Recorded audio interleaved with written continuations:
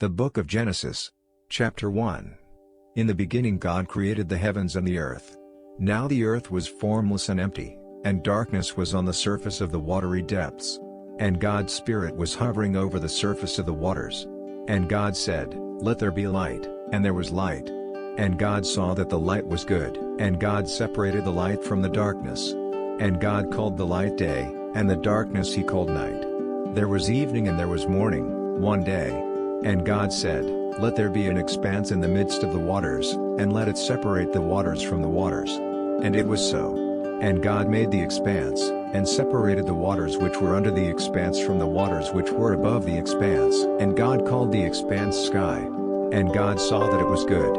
There was evening and there was morning, a second day. And God said, "Let the waters under the sky be gathered to one gathering, and let the dry land appear." And it was so. And the waters under the sky gathered to their gatherings, and the dry land appeared. And God called the dry land earth, and the gatherings of the waters he called seas. And God saw that it was good. And God said, "Let the earth produce vegetation, plants yielding seed after its kind, and fruit trees bearing fruit with seed in it after its kind, on the earth." And it was so. And the earth brought forth vegetation, plants yielding seed after its kind, and fruit trees bearing fruit with seed in it after its kind, on the earth. And God saw that it was good. There was evening and there was morning, a third day. And God said, "Let there be lights in the expanse of the sky for the illumination of the day, to give light on the earth, and to rule the day and the night, and to separate between the day and the night. And let them be for signs, and for seasons, and for days, and for years, and let them be for lights in the expanse of the sky to give light on the earth." And it was so. And God made the two great lights, the greater light to rule the day, and the lesser light to rule the night, and the stars. And God set them in the expanse of the sky to shine on the earth, and to rule over the day and over the night, and to separate the light from the darkness. And God saw that it was good. There was evening and there was morning, a fourth day. And God said, "Let the waters swarm with swarms of living creatures, and let flying creatures fly above the earth in the open expanse of the sky." And it was so. And God created the large sea creatures, and every living creature that moves, with which the waters swarmed, after its kind, and every winged flying creature after its kind. And God saw that it was good. And God blessed them, saying, "Be fruitful, and multiply, and fill the waters in the seas, and let the flying creatures multiply on the earth." There was evening and there was morning, a fifth day. And God said, "Let the earth bring forth living creatures after its kind, tame animals, and crawling creatures, and wild animals of the earth after its kind." And it was so. And God made the wild animals of the earth after its kind, and the tame animals after its kind, and everything that crawls on the ground after its kind. And God saw that it was good. And God said, "Let us make humankind in our image, after our likeness. And let them have dominion over the fish of the sea, and over the flying creatures of the sky, and over the tame animals, and over all the wild animals of the earth, and over every creature that crawls on the earth." And it was so. And God created humankind in his own image. In God's image he created him, male and female he created them. And God blessed them, saying, "Be fruitful, and multiply, and fill the earth, and subdue it, and have dominion over the fish of the sea, and over the flying creatures of the sky, and over all the tame animals, and over all the wild animals of the earth, and over all the creatures that crawl on the earth." And God said, "Look, I have given you every plant yielding seed, which is on the surface of all the earth, and every tree, which bears fruit yielding seed. It will be your food. And to every wild animal of the earth, and to every tame animal of the earth, and to every flying creature of the sky, and to every creature that crawls on the earth, in which there is life, I have given every green plant for food." And God saw everything that he had made, and look, it was very good. There was evening and there was morning, a sixth day.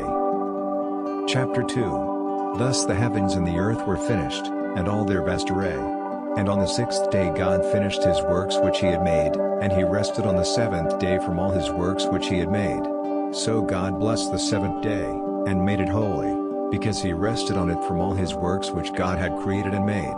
This is the account of the heavens and of the earth when they were created, at the time when the Lord God made the earth and the heavens. Now no bush of the field was yet in the land, and no plant of the field had yet sprouted, for the Lord God had not caused it to rain on the land, and there were no people to cultivate the ground. but springs came up from the earth and watered the whole surface of the ground. And the Lord God formed man from the dust of the ground, and breathed into his nostrils the breath of life, and man became a living being. And the Lord God planted a garden eastward, in Eden, and there he put the man whom he had formed. And out of the ground the Lord God made every tree to grow that is pleasant to the sight, and good for food, the tree of life also in the middle of the garden, and the tree of the knowledge of good and evil. And a river went out of Eden to water the garden, and from there it separated and became the source of 4 rivers. The name of the first is Pishon. This is the one which goes around the whole land of Havilah, where there is gold, and the gold of that land is good. There is aromatic resin in the onyx stone. And the name of the second river is Gihon. It goes around the whole land of Cush. And the name of the third river is Hiddekel. This is the one which flows east of Asher. And the fourth river is the Perath. And the Lord God took the man, and put him into the garden of Eden to cultivate it and take care of it. And the Lord God commanded the man, saying, Of every tree of the garden you may freely eat, but of the tree of the knowledge of good and evil, you shall not eat of it, for in the day that you eat of it you will surely die. And the Lord God said, It is not good that the man should be alone. I will make him a helper suitable for him. And out of the ground the Lord God formed every tame animal, and every wild animal, and every flying creature of the sky, and brought them to the man to see what he would call them. And whatever the man called each living creature, that was its name. And the man gave names to all the tame animals, and to all the flying creatures of the sky, and to every wild animal. But for Adam there was not found a helper suitable for him. So the Lord God caused a deep sleep to fall on the man, and he slept. And he took one of his ribs, and closed up the flesh at that place. And the rib that the Lord God had taken from the man he fashioned into a woman and brought her to the man. And the man said, This at last is bone of my bones, and flesh of my flesh. She will be called woman, because this one was taken out of man. Therefore a man will leave his father and his mother, and will join with his wife, and the two will become one flesh. And they were both naked, the man and his wife, and were not ashamed. Chapter 3 Now the serpent was more shrewd than any of the wild animals which the Lord God had made. And he said to the woman, Has God really said, You shall not eat of any tree of the garden? And the woman said to the serpent, Of the fruit of the trees of the garden we may eat, but of the fruit of the tree which is in the middle of the garden, God has said, You shall not eat of it, neither shall you touch it, lest you die. And the serpent said to the woman, You won't surely die, for God knows that in the day you eat it, your eyes will be opened, and you will be like God, knowing good and evil. When the woman saw that the tree was good for food, and that it was a delight to the eyes, and that the tree was to be desired to make one wise, she took of its fruit, and ate, and she also gave some to her husband who was with her, and he ate. The eyes of both of them were opened, and they knew that they were naked.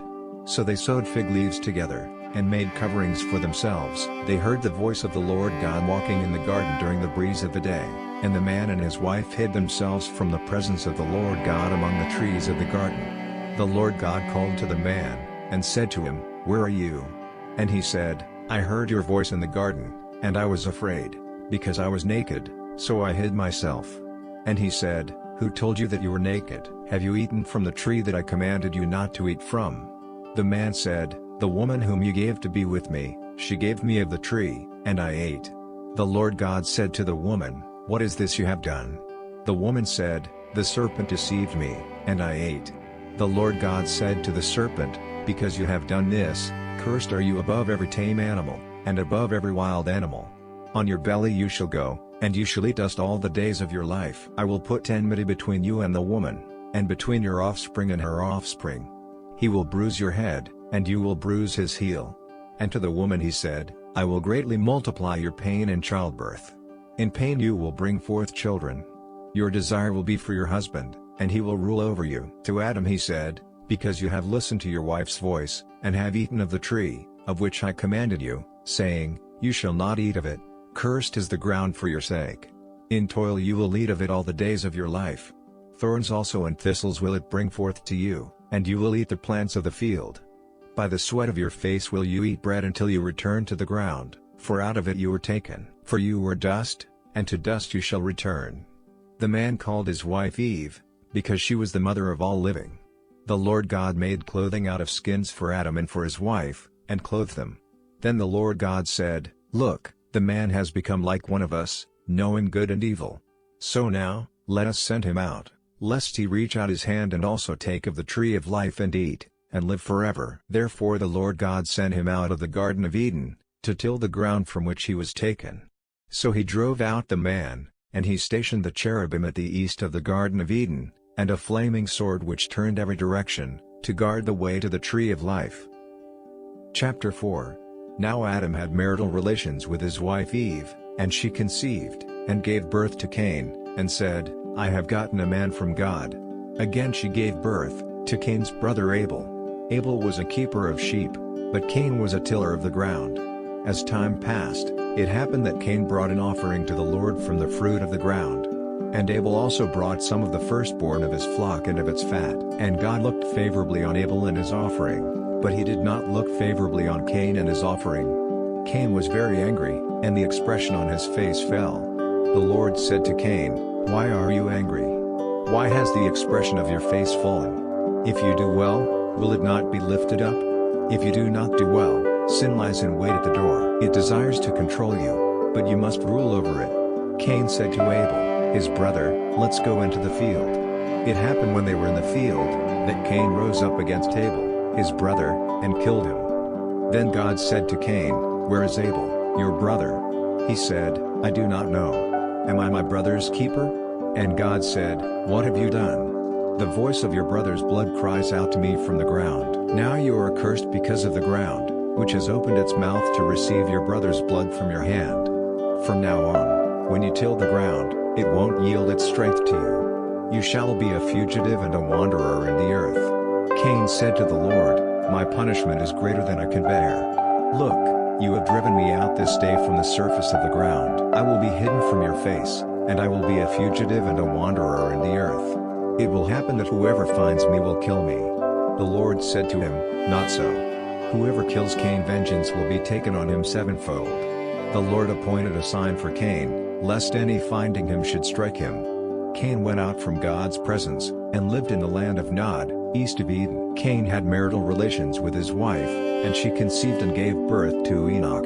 He built a city and called the name of the city after the name of his son, Enoch. To Enoch was born Arad, and Arad became the father of Mahijal, and Mahijal became the father of Methuselah, and Methuselah became the father of Lamech. Lamech took 2 wives, the name of the one was Ada, and the name of the other Zillah. Ada gave birth to Jabal, who was the father of those who dwell in tents and have livestock. His brother's name was Jubal, who was the father of all who play the harp and flute. Zillah also gave birth to Tubal-Cain, who heated metal and shaped instruments of bronze and iron. Tubal-Cain's sister was Naamah. Lamech said to his wives, Ada and Zillah, Hear my voice. You wives of Lamech, listen to my speech, for I have slain a man for wounding me, a young man for bruising me. If Cain will be avenged 7 times, truly Lamech 77 times. Adam had marital relations with his wife again, and she gave birth to a son, and named him Seth, for God has appointed me another child instead of Abel, for Cain killed him. And a son was also born to Seth, and he named him Enosh. This one began to call on the Lord's name. Chapter 5. This is the book of the generations of Adam. In the day that God created humankind, he made him in God's likeness. He created them male and female, and blessed them, and called their name humankind on the day when they were created. Adam lived 230 years, and became the father of a son in his own likeness, after his image, and named him Seth. The days of Adam after he became the father of Seth were 700 years, and he became the father of sons and daughters. All the days that Adam lived were 930 years, then he died.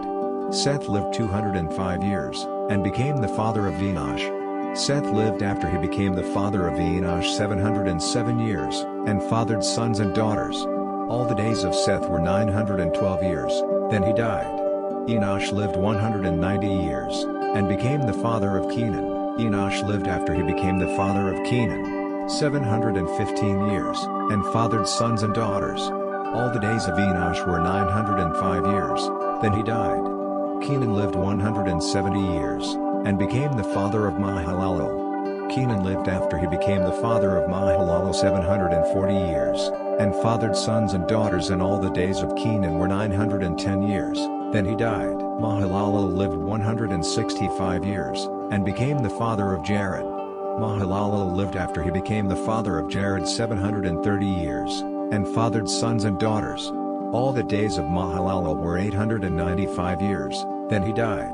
Jared lived 162 years, and became the father of Enoch. Jared lived after he became the father of Enoch 800 years, and fathered sons and daughters. All the days of Jared were 962 years, then he died. Enoch lived 165 years, and became the father of Methuselah. Enoch walked with God after he became the father of Methuselah 200 years, and fathered sons and daughters. All the days of Enoch were 365 years. Enoch walked with God, and then he was not there, for God took him. Methuselah lived 187 years, and became the father of Lamech. Methuselah lived after he became the father of Lamech 782 years, and fathered sons and daughters. All the days of Methuselah were 969 years, then he died. Lamech lived 182 years, and became the father of a son, and he named him Noah, saying, "This one will comfort us in our labor and in the hard work of our hands, because of the ground which the Lord has cursed." Lamech lived after he became the father of Noah 595 years, and fathered sons and daughters. All the days of Lamech were 777 years, then he died. Noah was 500 years old, and Noah became the father of Shem, Ham, and Japheth. Chapter 6. And it happened, when mankind began to multiply on the face of the land, and daughters were born to them, that God's sons saw that the daughters of humankind were beautiful, and they took wives for themselves, whomever they chose. The Lord said, "My spirit will not remain in humankind forever, since he is indeed flesh, yet his days will be 120 years. The Nephilim were on the earth in those days, and also after that, when the sons of God had sexual relations with the daughters of humankind and had children by them. They were the mighty men who were from ancient times, famous men. The Lord saw that the wickedness of humankind was great on the earth, and that every inclination of the thoughts of his heart was only evil continually. God was sorry that he had made humankind on the earth, and he was grieved in his heart. God said, "I will destroy humankind whom I have created from the face of the earth, humankind, along with animals, creeping things, and birds of the sky, for I am sorry that I have made them." But Noah found favor in the sight of the Lord. These are the generations of Noah. Noah was a righteous man, blameless among the people of his time. Noah walked with God. Noah became the father of 3 sons, Shem, Ham, and Japheth. The earth was corrupt before God, and the earth was filled with violence. God saw the earth, and look, it was corrupt, for all flesh had corrupted their way on the earth. And God said to Noah, "The end of all flesh has come before me, for the earth is filled with violence through them. And look, I will destroy them with the earth. Make a box-shaped vessel of gopher wood. You are to make rooms in the vessel, and cover it inside and outside with pitch.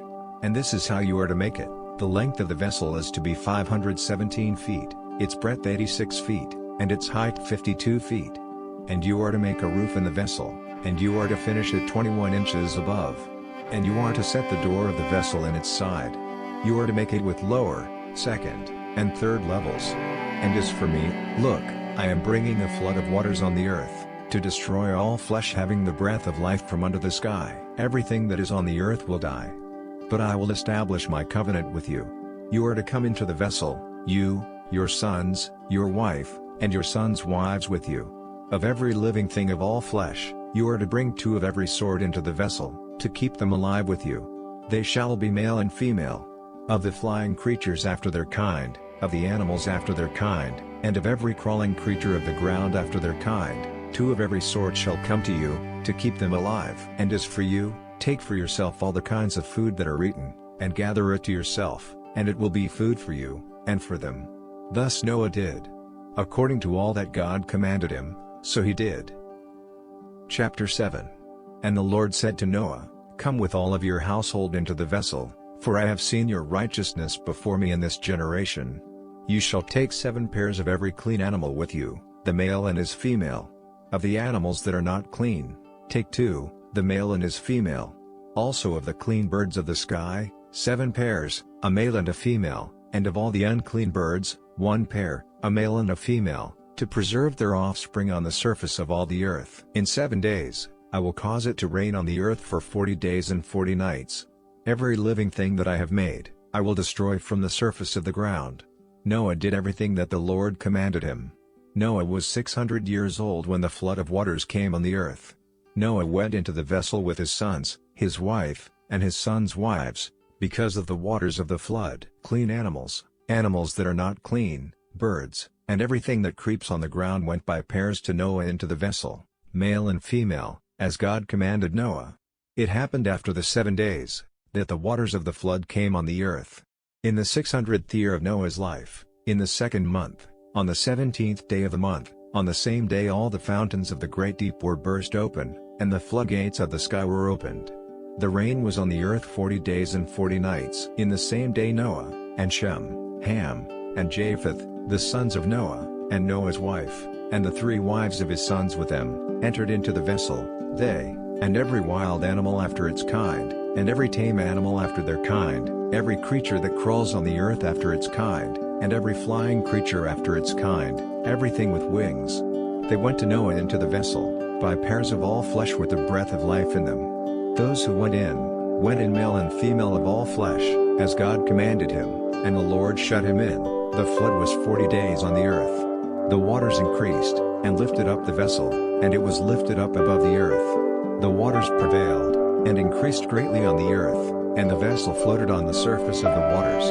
And the waters rose very high on the earth. And all the high mountains that were under the whole sky were covered. The waters rose and covered the highest mountains to a depth of more than 26 feet. All flesh died that moved on the earth, including birds, livestock, animals, every creeping thing that creeps on the earth, and every man. And all flesh died that moved on the earth, birds, and livestock, and wild animals, and every creeping thing that creeps on the earth, and all humankind. All in whose nostrils breathed the breath of life, of all that was on the dry land, died. Every living thing was destroyed that was on the surface of the ground, including man, animals, crawling creatures, and flying creatures of the sky. They were destroyed from the earth. Only Noah was left, and those who were with him in the vessel. The waters prevailed on the earth 150 days. Chapter 8.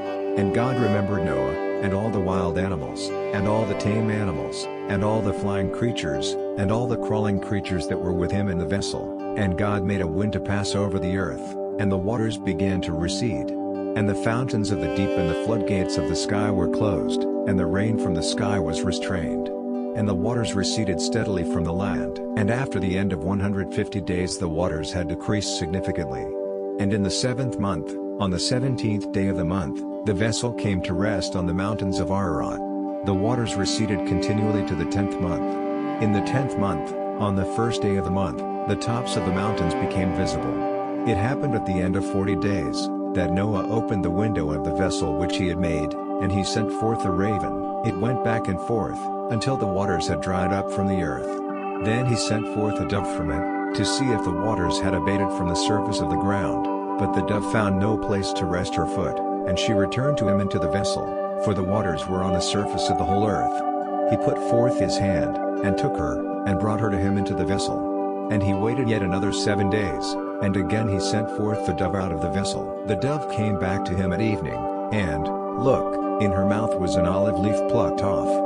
So Noah knew that the waters had abated from the earth. He stayed yet another 7 days, and sent forth the dove, and she did not return to him any more.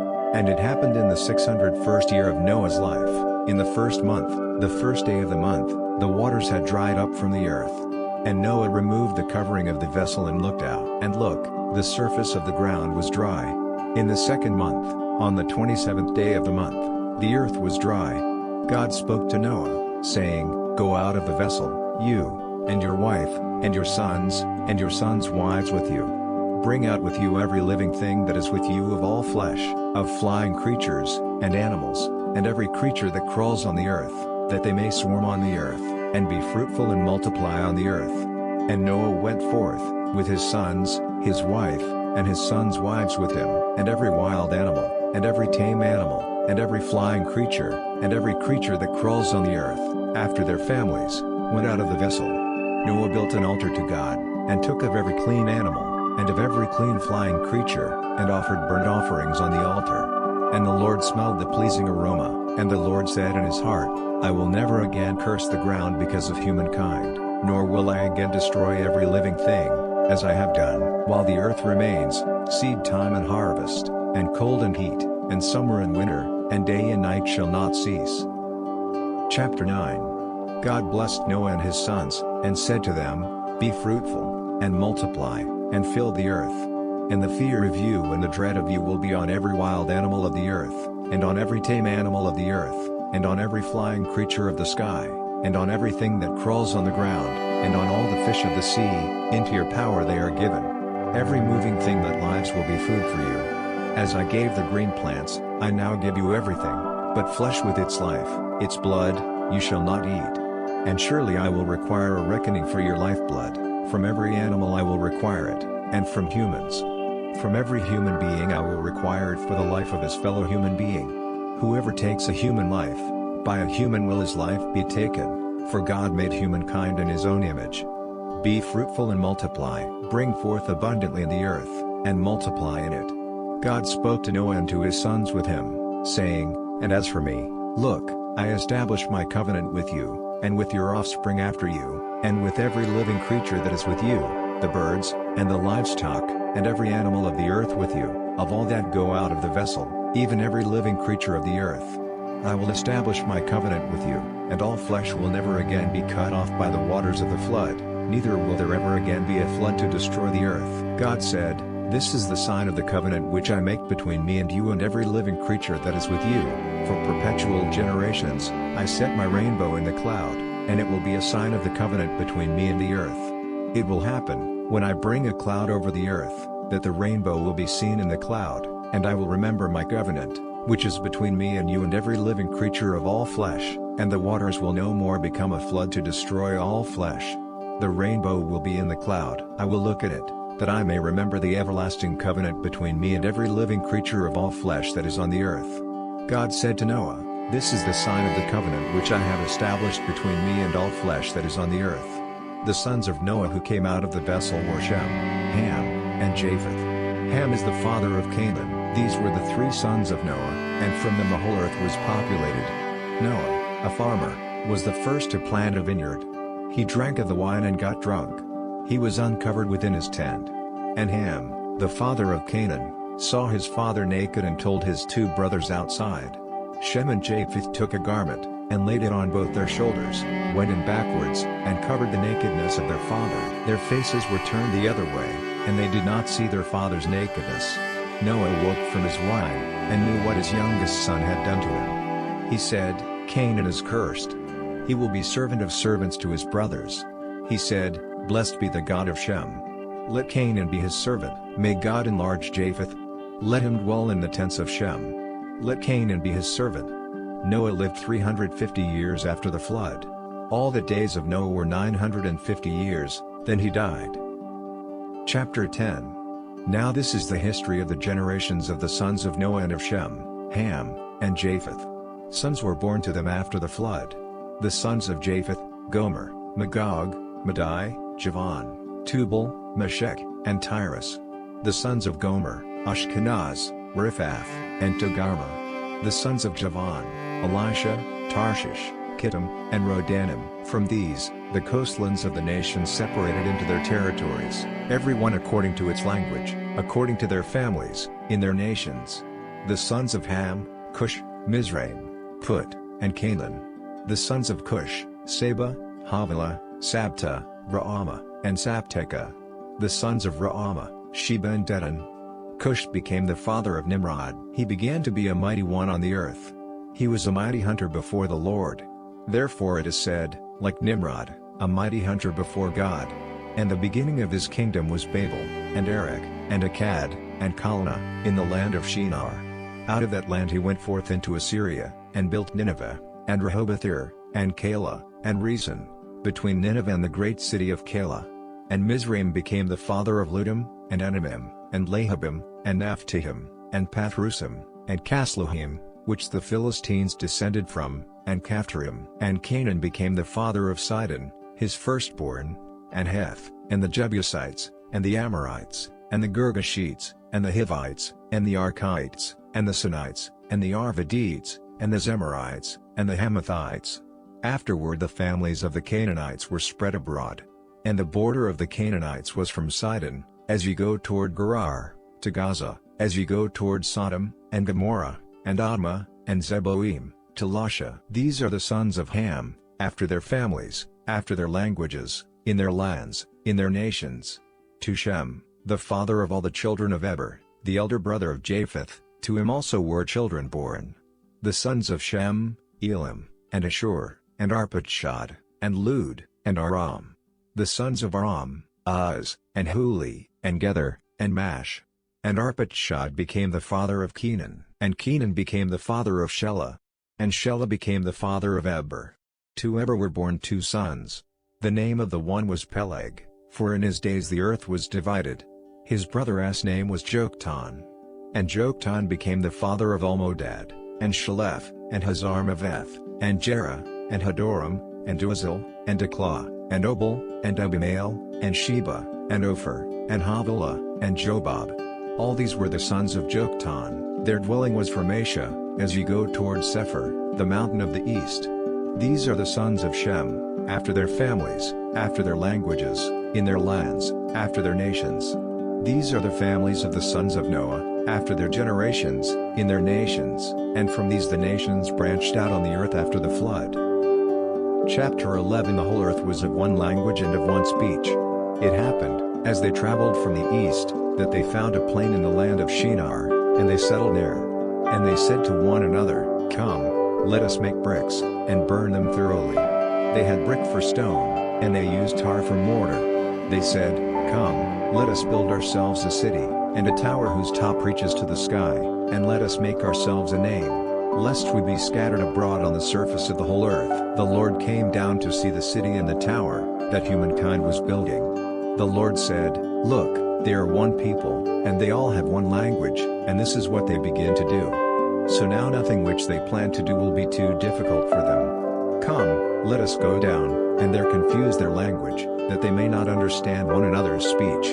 Then the Lord scattered them abroad from there on the surface of all the earth, so they ceased building the city. Therefore its name was called Babel, because there the Lord confused the language of all the earth. From there, the Lord scattered them over the face of the whole earth.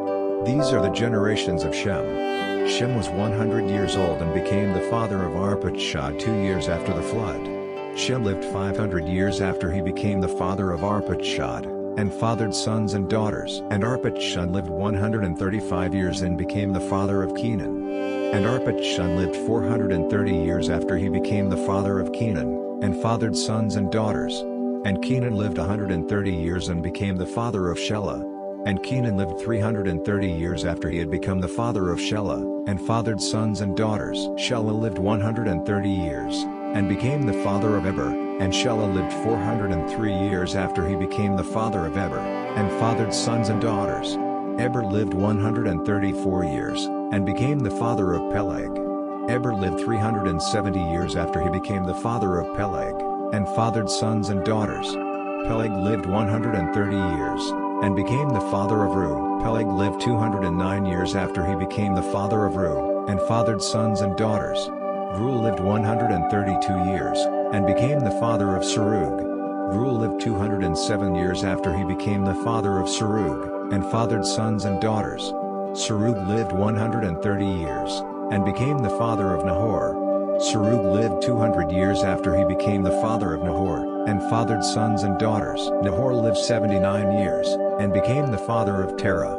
Nahor lived 129 years after he became the father of Terah, and fathered sons and daughters. Terah lived 70 years, and became the father of Abram, Nahor, and Haran. Now these are the generations of Terah. Terah became the father of Abram, Nahor, and Haran became the father of Lot. And Haran died before his father Terah in the land of his birth, in Ur-Kasdim. And Abram and Nahor took wives. The name of Abram's wife was Sarai, and the name of Nahor's wife, Milcah, the daughter of Haran, who was also the father of Iscah. And Sarai was barren. She had no child. And Terah took Abram his son, Lot the son of Haran, his grandson, and Sarai his daughter-in-law, his son Abram's wife, and with him he set out from Ur-Kasdim to go into the land of Canaan. But when they came to Haran, they settled there. And the days of Terah were 205 years. And Terah died in Haran. Chapter 12. Now the Lord had said to Abram, Go out from your country, and from your relatives, and from your father's house, to the land that I will show you. And I will make of you a great nation. And I will bless you and make your name great. And you will be a blessing. And I will bless those who bless you, and I will curse those who treat you with contempt, and through you all the families of the earth will be blessed. So Abram left, as the Lord had told him, and Lot went with him. Abram was 75 years old when he departed from Haran. Abram took Sarai his wife, Lot his brother's son, and all their possessions that they had accumulated, and the people whom they had acquired in Haran, and they left to go to the land of Canaan. And they came to the land of Canaan, and Abram passed through the land to the place of Shechem, to the oak of Moreh. At that time the Canaanites were in the land. The Lord appeared to Abram and said to him, I will give this land to your offspring. He built an altar there to the Lord, who appeared to him. He left from there to the mountain on the east of Bethel, and pitched his tent, having Bethel on the west, and Ai on the east. There he built an altar to the Lord and called on the name of the Lord. And Abram traveled on, continuing toward the Negev. There was a famine in the land, so Abram went down into Egypt to sojourn there, because the famine was severe in the land. It happened, when he had come near to enter Egypt, that he said to Sarai his wife, Look, I know what a beautiful woman you are. It will happen, when the Egyptians will see you, that they will say, This is his wife. And they will kill me, but they will let you live. Please say that you are my sister, that it may be well with me for your sake, and that my soul may live because of you. It happened that when Abram had come into Egypt, the Egyptians saw that the woman was very beautiful. The princes of Pharaoh saw her, and praised her to Pharaoh. And the woman was taken into the household of Pharaoh. He dealt well with Abram for her sake, and he acquired sheep, cattle, male donkeys, male servants, female donkeys, and camels. But God plagued Pharaoh and his house with great and grievous plagues because of Sarai, Abram's wife. Pharaoh summoned Abram and said, What is this that you have done to me? Why did you not tell me that she was your wife? Why did you say, She is my sister, so that I took her to be my wife? Now therefore, look, your wife is before you. Take, and go. Pharaoh commanded men concerning him, and they sent him away with his wife and all his possessions. Chapter 13. Abram went up out of Egypt, he, his wife, and all his possessions, and Lot with him, into the Negev. Abram was very rich in livestock, in silver, and in gold. He went on his journeys from the Negev even to Bethel, to the place where his tent had been at the beginning, between Bethel and Ai, to the place where he had first built the altar. And there Abram called on the name of the Lord. Lot also, who went with Abram, had flocks, and herds, and tents. The land was not able to support them while they stayed together, for they had so many possessions that they were unable to remain together. There was a strife between the herdsmen of Abram's livestock and the herdsmen of Lot's livestock. And the Canaanite and the Perizzite lived in the land at that time. Abram said to Lot, Please, let there be no strife between me and you, and between my herdsmen and your herdsmen, for we are relatives. Isn't the whole land before you? Please separate yourself from me. If you go to the left hand, then I will go to the right. Or if you go to the right hand, then I will go to the left. Lot lifted up his eyes, and saw all the plain of the Jordan, that it was well watered everywhere, like the garden of God, like the land of Egypt, in the direction of Zoar. This was before God destroyed Sodom and Gomorrah, so Lot chose the plain of the Jordan for himself. Lot traveled east, and they separated from each other. Abram lived in the land of Canaan, and Lot lived in the cities of the plain, and moved his tent as far as Sodom. Now the people of Sodom were evil, sinning greatly against God. And God said to Abram after Lot had departed from him, Now, lift up your eyes, and look from the place where you are, northward and southward and eastward and westward, for all the land which you see I will give to you and to your offspring forever. I will make your offspring as the dust of the earth, so that if one can count the dust of the earth, then your offspring also could be counted. Arise, walk through the land in its length and in its breadth, for I will give it to you. Abram moved his tent, and came and lived by the oaks of Mamre, which are in Hebron, and built an altar there to the Lord. Chapter 14.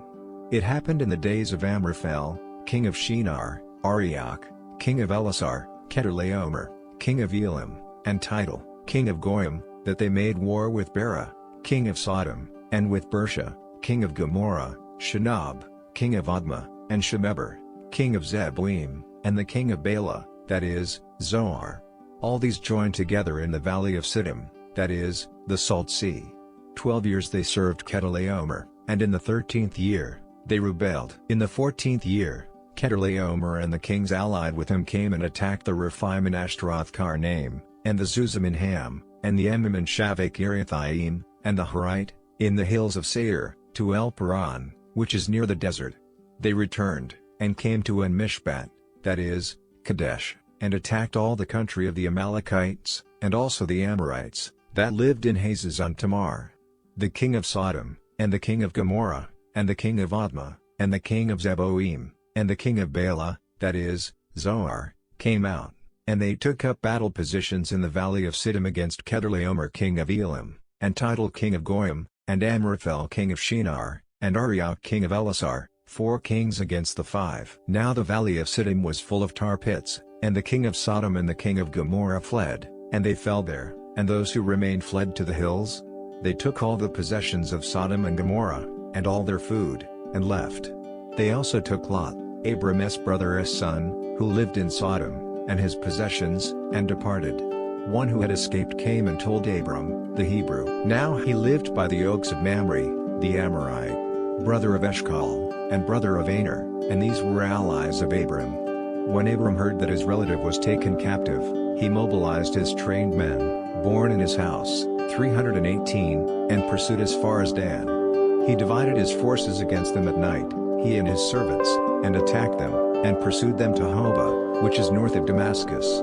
He brought back all the possessions, and also brought back his relative, Lot, and his possessions, as well as the women and the other people. The king of Sodom went out to meet him, after his return from the defeat of Chedorlaomer and the kings who were with him, at the valley of Shaveh, that is, the king's valley. Melchizedek king of Salem brought out bread and wine. Now he was priest of God Most High. He blessed him, and said, Blessed be Abram by God Most High, maker of heaven and earth, and blessed be God Most High, who has delivered your enemies into your hand. And he gave him 1/10 of everything. Now the king of Sodom said to Abram, Give me the people, and take the possessions for yourself. Abram said to the king of Sodom, I have lifted up my hand to God Most High, maker of heaven and earth, that I will not take a thread nor a sandal strap nor anything that is yours, lest you should say, I have made Abram rich. I will accept nothing from you except that which the young men have eaten, and the portion of the men who went with me, Aner, Eshcol, and Mamre. Let them take their portion. Chapter 15. After these things the word of the Lord came to Abram in a vision, saying, Do not be afraid, Abram. I am your shield, your reward will be very great.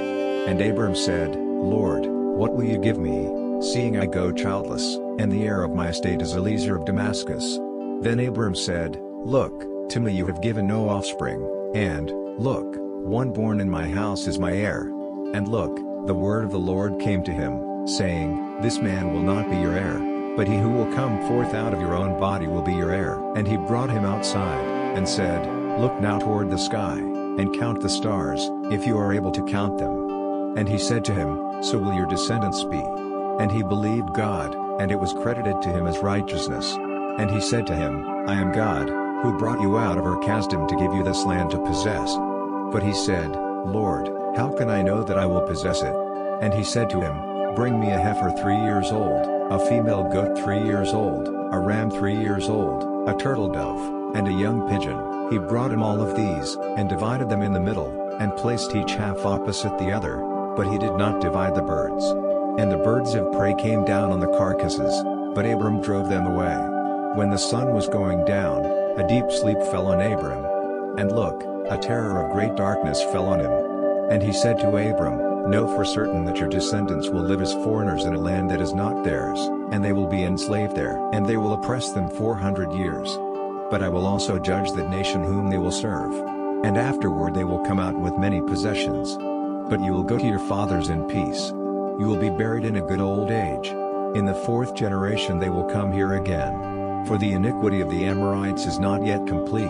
It came to pass that, when the sun went down, and it was dark, look, a smoking firepot and a flaming torch passed between these pieces. On that day the Lord made a covenant with Abram, saying, To your descendants I have given this land, from the river of Egypt to the great river, the river Perath, the land of the Kenites, the Kensites, the Cadmonites, the Hittites, the Perizzites, the Rephaim, the Amorites, the Canaanites, the Hivites, the Girgashites, and the Jebusites. Chapter 16. Now Sarai, Abram's wife, bore him no children, but she had an Egyptian servant whose name was Hagar. Sarai said to Abram, "Look now, the Lord has prevented me from bearing. Please go into my servant. It may be that I will obtain children by her." Abram listened to the voice of Sarai. So Sarai, Abram's wife, took Hagar the Egyptian, her servant, after Abram had lived 10 years in the land of Canaan, and gave her to Abram her husband to be his wife. He slept with Hagar, and she conceived. When she saw that she had conceived, her mistress was despised in her eyes. Sarai said to Abram, "This wrong is your fault. I gave my servant into your bosom, and when she saw that she had conceived, she despised me.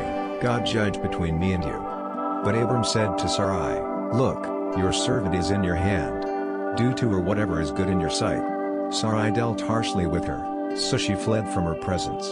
The angel of the Lord found her by a spring of water in the desert, by the spring on the way to Shur. He said, "Hagar, servant of Sarai, where did you come from? Where are you going?" She said, "I am fleeing from the presence of my mistress Sarai." The angel of the Lord said to her, "Return to your mistress, and submit yourself to her authority." The angel of the Lord said to her, "I will greatly multiply your descendants, so that they will be too numerous to count." The angel of the Lord said to her, "Look, you are with child, and will bear a son. You are to name him Ishmael, because God has heard your affliction. He will be like a wild donkey among men. His hand will be against every man, and every man's hand against him. And he will live away from all of his brothers." She called the name of the Lord who spoke to her, Ur-Lahai, for she said, "Here I have seen the one who sees me." Therefore the well was called Beer-Lahai-Roi. Look, it is between Kadesh and Bered. Hagar bore a son for Abram. Abram called the name of his son, whom Hagar bore, Ishmael. Abram was 86 years old when Hagar bore Ishmael to Abram. Chapter 17. When Abram was 99 years old, the Lord appeared to Abram, and said to him, "I am El Shaddai. Walk before me, and be blameless. I will make my covenant between me and you, and will multiply you greatly." Then Abram fell face down, and God talked with him, saying, "As for me, look, my covenant is with you. You will be the father of a multitude of nations. Neither will your name anymore be called Abram, but your name will be Abraham, for I will make you the father of a multitude of nations. I will make you exceedingly fruitful, and I will make nations of you. Kings will come out of you. I will establish my covenant between me and you and your descendants after you throughout their generations for an everlasting covenant, to be God to you and to your descendants after you. I will give to you, and to your descendants after you, the land of your sojournings, all the land of Canaan, for an everlasting possession, and I will be their God." God said to Abraham, "As for you, you are to keep my covenant, you and your descendants after you throughout their generations. This is my covenant, which you shall keep, between me and you and your descendants after you. Every male among you shall be circumcised. You shall be circumcised in the flesh of your foreskin. It will be a sign of the covenant between me and you. He who is 8 days old will be circumcised among you, every male throughout your generations, he who is born in the house, or bought with money from any foreigner who is not of your descendants. He who is born in your house, and he who is bought with your money, must be circumcised.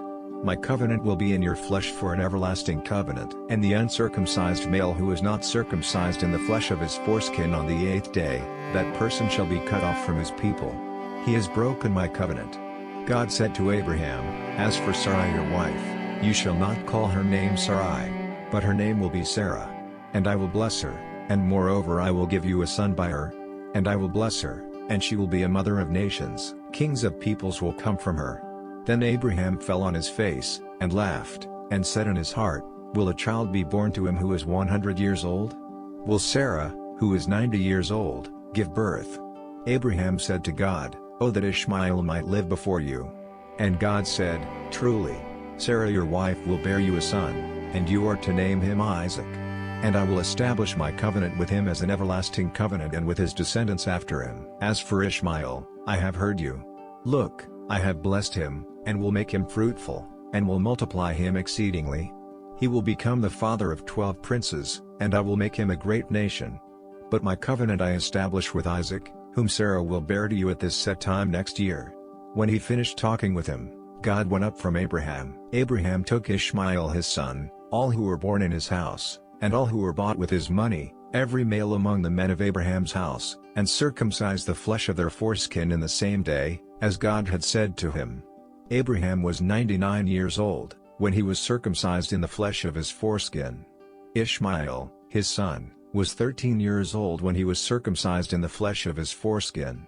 In the same day both Abraham and Ishmael, his son, were circumcised. All the men of his house, those born in the house, and those bought with money from a foreigner, were circumcised with him. Chapter 18. And God appeared to him by the oaks of Mamre, as he sat at the entrance to the tent in the heat of the day. He lifted up his eyes and looked, and saw that 3 men stood opposite him. When he saw them, he ran to meet them from the entrance of the tent, and bowed himself to the earth, and said, "My Lord, if now I have found favor in your sight, please do not go on past your servant. Now let a little water be brought, and wash your feet, and rest yourselves under the tree. I will get a bit of food so you may refresh yourselves. After that you may go your way, now that you have come to your servant." They said, "Very well, do as you have said." Abraham hurried into the tent to Sarah, and said, "Quickly, get 3 measures of fine flour, knead it, and make bread." Abraham ran to the herd, and took a tender and good calf, and gave it to the servant, and he hurried to prepare it. He took curds, milk, and the calf that he had prepared, and set it before them. He stood by them under the tree, and they ate. They said to him, "Where is Sarah, your wife?" He said, "See, in the tent." Then he said, "I will certainly return to you at the time of life. Look, Sarah your wife will have a son." Sarah heard from the entrance of the tent, which was behind him. Now Abraham and Sarah were old, well advanced in age. Sarah was past the age of childbearing. Sarah laughed within herself, saying, "After I have grown old will I have pleasure, my husband being old also?" The Lord said to Abraham, "Why did Sarah laugh, saying, 'Will I really bear a child when I am old?' Is anything too difficult for God? At the set time I will return to you, at the time of life, and Sarah will have a son." But Sarah denied it, saying, "I did not laugh, for she was afraid." He said, "No, but you did laugh."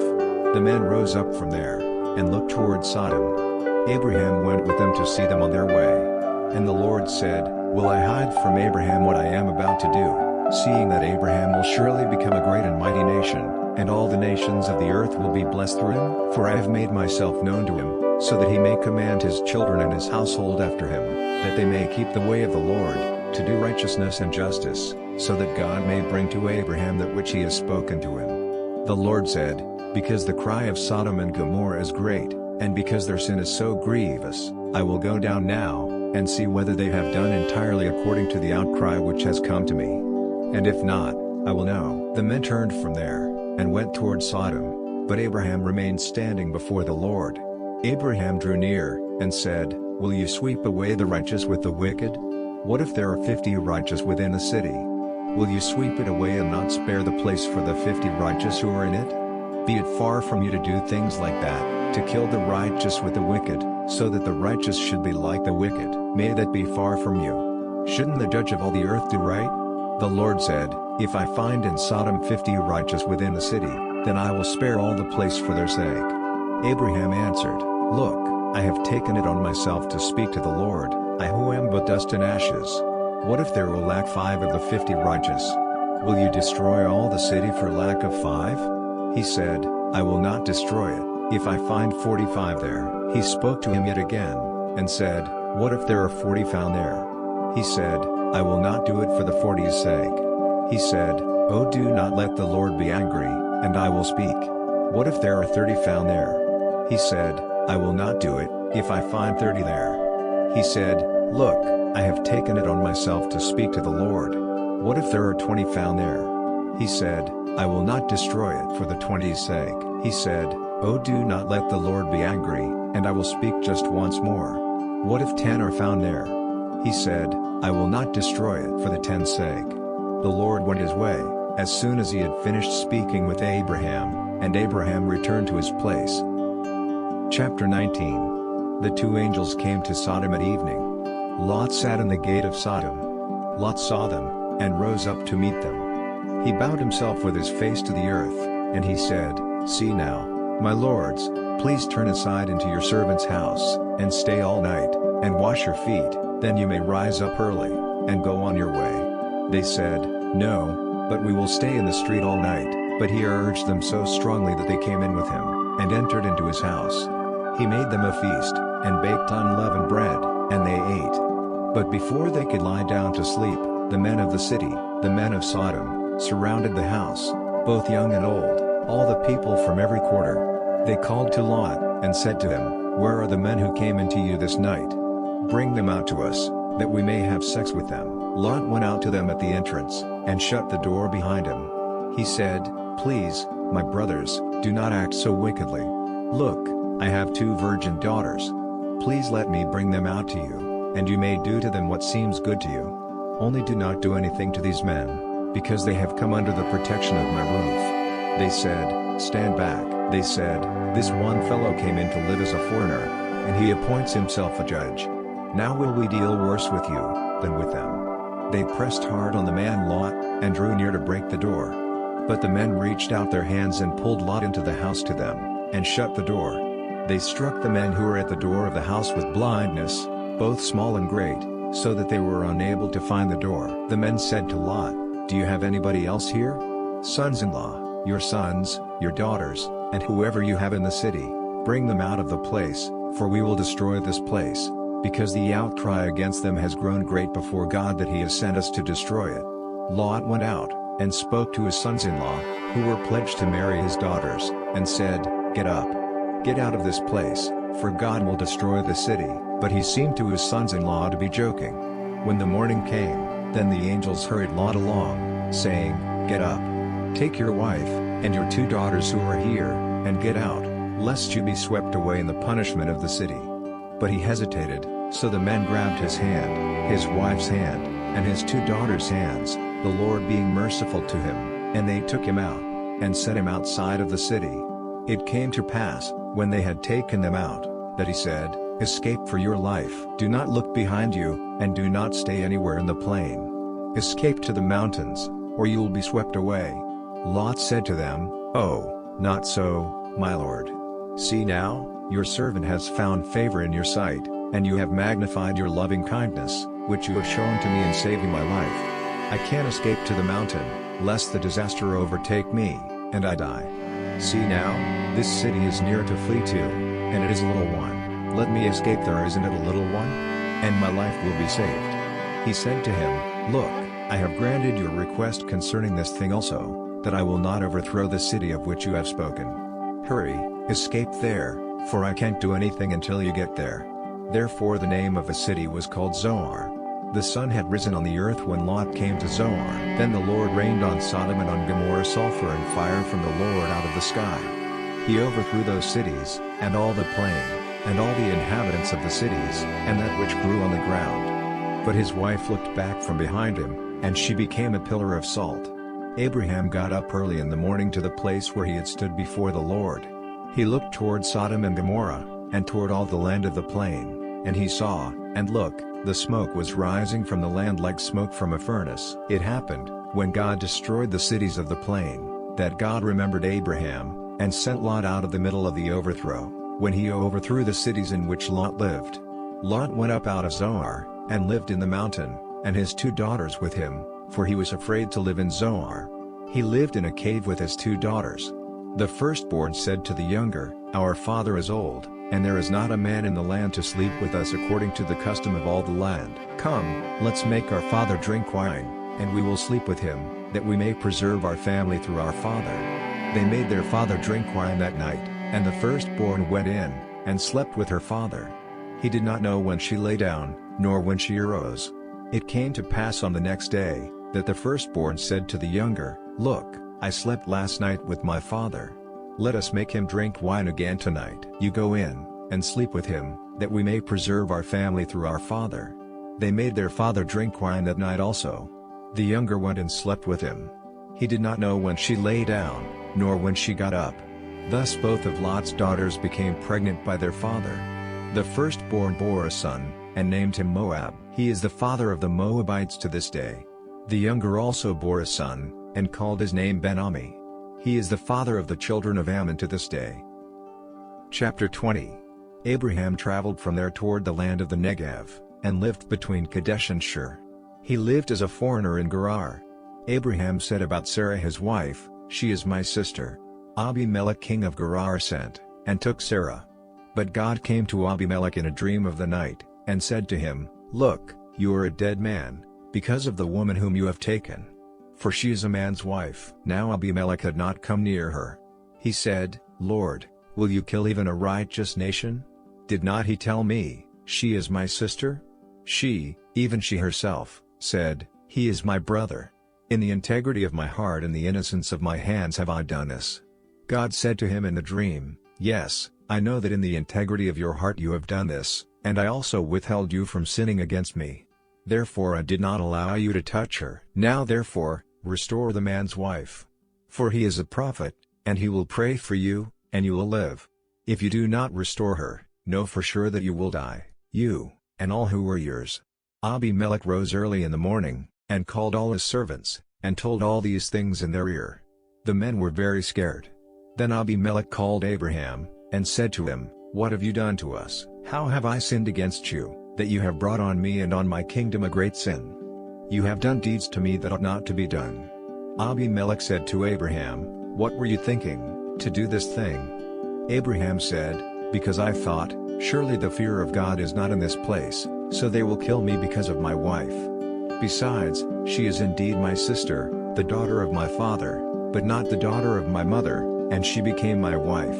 It happened, when God caused me to wander from my father's house, that I said to her, 'This is your kindness which you shall show to me. Everywhere that we go, say of me, he is my brother.'"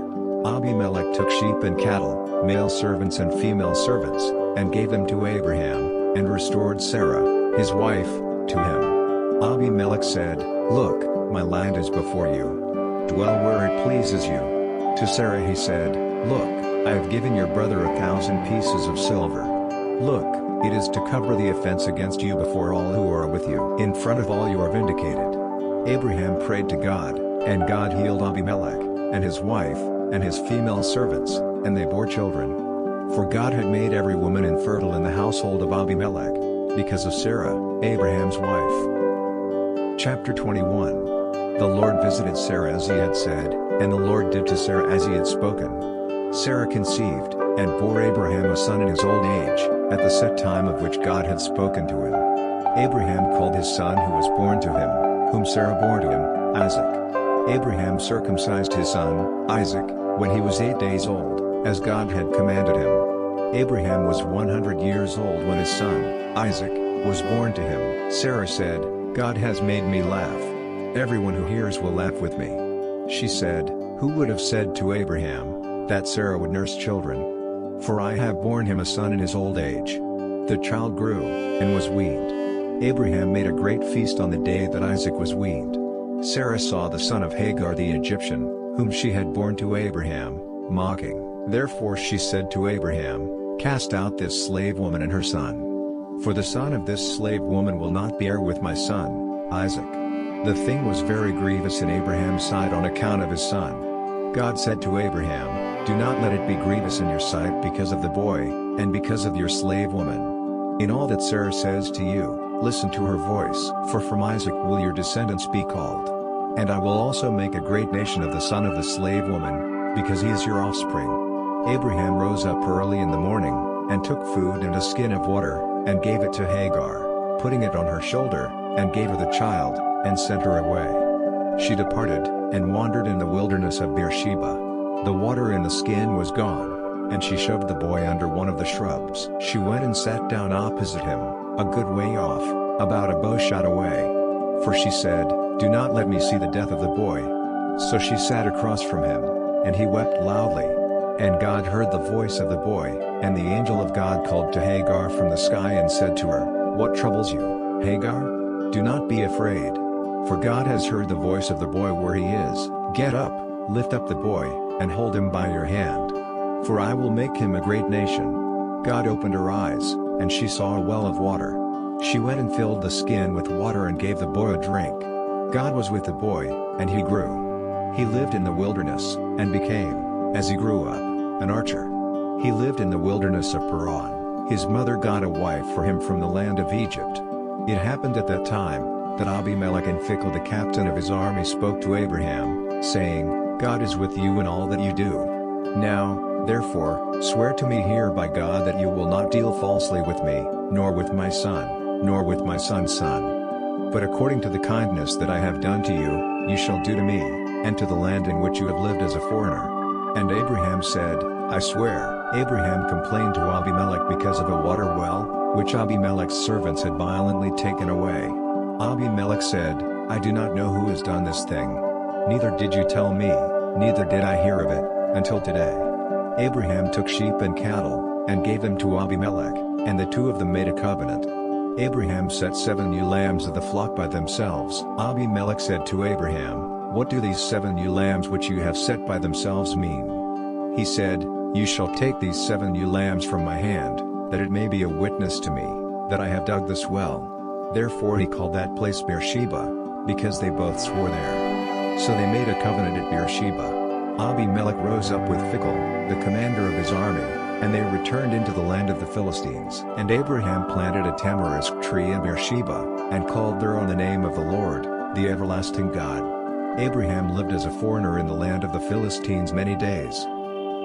Chapter 22. It happened after these things, that God tested Abraham, and said to him, Abraham, Abraham. He said, Here I am. He said, Now take your son, your only one, whom you love, even Isaac, and go into the land of Moriah. Offer him there as a burnt offering on one of the mountains which I will tell you of. Abraham rose early in the morning, and saddled his donkey, and took 2 of his young men with him, and Isaac his son. He split the wood for the burnt offering, and rose up, and went to the place of which God had told him. On the 3rd day Abraham lifted up his eyes, and saw the place far off. Abraham said to his young men, Stay here with the donkey. The boy and I will go over there, and we will worship, and come back to you. Abraham took the wood of the burnt offering and laid it on Isaac his son. He took in his hand the fire and the knife. They both went together. Isaac spoke to Abraham his father, and said, My father? He said, Here I am, my son. He said, Here is the fire and the wood, but where is the lamb for a burnt offering? Abraham said, God will provide himself the lamb for a burnt offering, my son. So they both went together. They came to the place which God had told him of. Abraham built the altar there, and laid the wood in order, bound Isaac his son, and placed him on the altar on top of the wood. Abraham reached out his hand, and took the knife to kill his son. The angel of the Lord called to him out of the sky, and said, Abraham, Abraham. He said, Here I am. He said, Do not lay your hand on the boy, neither do anything to him. For now I know that you fear God, seeing you have not withheld your son, your only one, from me. And Abraham looked up and saw a single ram caught in the thicket by his horns. And Abraham went and took the ram, and offered him up as a burnt offering instead of his son. Abraham called the name of that place Elohim-Yireh. As it is said to this day, On the mountain, God will provide. The angel of the Lord called to Abraham a second time out of the sky, and said, I have sworn by myself, says the Lord, because you have done this thing, and have not withheld your son, your only one, from me, I will indeed bless you. And I will greatly multiply your offspring like the stars of the sky, and like the sand which is on the seashore, and your offspring will possess the gate of their enemies. And through your offspring all the nations of the earth will be blessed, because you have obeyed my voice. So Abraham returned to his young men, and they rose up and went together to Beersheba. Abraham lived at Beersheba. It happened after these things, that it was told Abraham, saying, Look, Milcah also has borne children to your brother Nahor, Uz his firstborn, Buz his brother, Kemuel the father of Aram, Kest, Hazo, Pildash, Jedloth, and Betuel. Betuel became the father of Rebekah. These 8 Milcah bore to Nahor, Abraham's brother. His secondary wife, whose name was Reumah, also bore Tibah, Gaam, Tahash, and Maachah. Chapter 23. Sarah lived 127 years. This was the length of Sarah's life.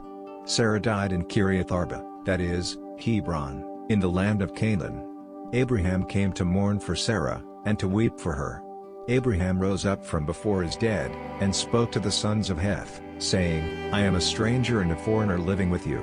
Give me a possession of a burying place with you, that I may remove my dead for burial. The sons of Heth answered Abraham, saying to him, Hear us, my lord. You are a prince of God among us. Bury your dead in the best of our tombs. None of us will withhold from you his tomb to prevent you from burying your dead. Abraham rose up, and bowed himself to the people of the land, to the sons of Heth. He talked with them, saying, If you agree that I may remove my dead for burial, hear me, and approach Ephron the son of Zohar for me, that he may give me the cave of Machpelah, which he owns. It is at the end of his field. For the full price let him give it to me in your presence as a burial place. Now Ephron was sitting among the sons of Heth. Ephron the Hethite answered Abraham in the hearing of the sons of Heth, even of all who went in at the gate of his city, saying, No, my lord, hear me. I give you the field, and I give you the cave that is in it. In the presence of the sons of my people I give it to you. Bury your dead. Abraham bowed himself down before the people of the land. He spoke to Ephron in the audience of the people of the land, saying, But if you will, please hear me. I will give the price of the field. Take it from me, and I will bury my dead there. Ephron answered Abraham, saying to him, My lord, listen to me. What is a piece of land worth 400 shekels of silver between me and you? Therefore bury your dead. Abraham listened to Ephron. Abraham weighed to Ephron the silver which he had named in the audience of the sons of Heth, 400 shekels of silver, according to the current merchant's standard. So the field of Ephron, which was in Machpelah, which was before Mamre, the field, the cave which was in it, and all the trees that were in the field, that were in all of its borders, were deeded to Abraham as a possession in the presence of the sons of Heth, before all who went in at the gate of his city. After this, Abraham buried Sarah his wife in the cave of the field of Machpelah before Mamre, that is, Hebron, in the land of Canaan. The field, and the cave that is in it, were deeded to Abraham as a possession for a burial place by the sons of Heth. Chapter 24. Now Abraham was old, and well advanced in years. The Lord had blessed Abraham in all things. Abraham said to his servant, the elder of his house, who ruled over all that he had, Please put your hand under my thigh. I will make you swear by the Lord, the God of heaven and earth, that you shall not take a wife for my son from the daughters of the Canaanites, among whom I live. But you shall go to my country, and to my relatives, and take a wife for my son Isaac. The servant said to him, What if the woman isn't willing to follow me to this land? Must I then bring your son back to the land from which you came? Abraham said to him, Be careful that you do not take my son back there. The Lord, the God of heaven, who took me from my father's house, and from the land of my birth, who spoke to me, and who swore to me, saying, I will give this land to your offspring, he will send his angel before you, and you shall take a wife for my son from there. If the woman isn't willing to follow you, then you shall be free from this oath to me. Only you shall not bring my son there again. The servant put his hand under the thigh of Abraham his master, and swore to him concerning this matter. The servant took 10 camels, of his master's camels, and departed, having a variety of good things of his master's with him. He arose, and went to Aram-naharaim, to the city of Nahor. He made the camels kneel down outside the city by the well of water at the time of evening, the time that women go out to draw water. He said, O Lord, the God of my master Abraham, please give me success this day, and show kindness to my master Abraham. Look, I am standing by the spring of water. The daughters of the men of the city are coming out to draw water. Let it happen, that the young woman to whom I will say, Please let down your pitcher, that I may drink, and she will say, Drink, and I will also give your camels a drink. Let her be the one you have appointed for your servant Isaac. By this I will know that you have shown kindness to my master. It happened, before he had finished speaking, that look, Rebekah came out, who was born to Bethuel the son of Milcah, the wife of Nahor, Abraham's brother, with her pitcher on her shoulder. The young woman was very beautiful to look at, a virgin. No man had ever slept with her. She went down to the spring, filled her pitcher, and came up. The servant ran to meet her, and said, Please give me a drink, a little water from your pitcher. She said, Drink, my lord. She hurried, and let down her pitcher to her hands, and gave him a drink. When she had finished giving him drink, she said, I will also draw for your camels, until they have finished drinking. She hurried, and emptied her pitcher into the trough. and ran again to the well to draw, and drew for all his camels. The man looked steadfastly at her, remaining silent, to know whether the Lord had made his journey prosperous or not. It happened, as the camels had finished drinking, that the man took a gold ring weighing a beka, which he put on her nose, and 2 bracelets for her hands weighing 10 shekels of gold, and said, "Whose daughter are you? Please tell me. Is there room in your father's house for us to lodge in?" She said to him, "I am the daughter of Bethuel the son of Milcah, whom she bore to Nahor." She said moreover to him, "We have plenty of straw and feed, and room to lodge in." The man bowed his head, and worshipped the Lord. He said, "Blessed be the Lord, the God of my master Abraham, who has not forsaken his loving kindness and his truth toward my master. As for me, the Lord has led me on the journey to the house of my master's relatives." The young woman ran, and told her mother's house about these words. Rebekah had a brother, and his name was Laban. Laban ran out to the man, to the spring. It happened, when he saw the nose ring, and the bracelets on his sister's hands, and when he heard the words of Rebekah his sister, saying, "This is what the man said to me," that he came to the man.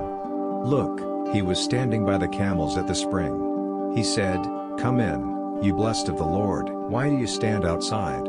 For I have prepared the house, and room for the camels." The man came into the house, and he unloaded the camels. He gave straw and feed for the camels, and water to wash his feet and the feet of the men who were with him.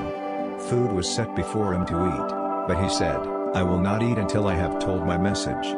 He said, "Speak on." He said, "I am Abraham's servant. The Lord has blessed my master greatly. He has become great. He has given him flocks and herds, silver and gold, male servants and female servants, and camels and donkeys. Sarah, my master's wife, bore a son to my master when she was old. He has given all that he has to him. My master made me swear, saying, 'You shall not take a wife for my son from the daughters of the Canaanites, in whose land I live, but you shall go to my father's house, and to my relatives, and take a wife for my son.' I said to my master, 'What if the woman will not follow me?' He said to me, 'The Lord, before whom I walk, will send his angel with you, and prosper your journey. You shall take a wife for my son of my relatives, and of my father's house. Then will you be free from my oath, when you come to my relatives. If they do not give her to you, you shall be free from my oath.' I came this day to the spring, and said, 'The Lord, the God of my master Abraham, if now you will prosper my journey in which I go, look, I am standing by this spring of water. Let it happen, that the virgin who comes out to draw, to whom I will say, "Please give me a little water from your pitcher to drink," and she will tell me, "Drink, and I will also draw for your camels," let her be the woman whom the Lord has appointed for my master's son." Before I had done speaking in my heart, look, Rebekah came out with her pitcher on her shoulder. She went down to the spring, and drew. I said to her, "Please give me a drink." She hurried and let down her pitcher from her shoulder, and said, "Drink, and I will also give your camels a drink." So I drank, and she made the camels drink also. I asked her, and said, "Whose daughter are you?" She said, "The daughter of Bethuel, Nahor's son, whom Milcah bore to him." I put the ring on her nose, and the bracelets on her hands. I bowed my head, and worshipped the Lord, and blessed the God of my master Abraham, who had led me in the right way to take my master's brother's daughter for his son. Now if you will deal kindly and truly with my master, tell me. If not, tell me, that I may turn to the right hand, or to the left." Then Laban and Bethuel answered, "The thing proceeds from the Lord. We can't speak to you bad or good. Look, Rebekah is before you. Take, and go, and let her be your master's son's wife, as the Lord has spoken." It happened that when Abraham's servant heard their words, he bowed himself down to the earth to the Lord. The servant brought out silver gold jewelry, and clothing, and gave them to Rebekah. He also gave valuable gifts to her brother and her mother. They ate and drank, he and the men who were with him, and stayed all night. They rose up in the morning, and he said, "Send me away to my master." Her brother and her mother said, "Let the young woman stay with us a few days, at least 10. After that she will go." He said to them, "Do not hinder me, seeing the Lord has prospered my journey. Send me away that I may go to my master." They said, "We will call the young woman, and ask her." They called Rebekah, and said to her, "Will you go with this man?" She said, "I will go." They sent away Rebekah, their sister, with her nurse, Abraham's servant, and his men.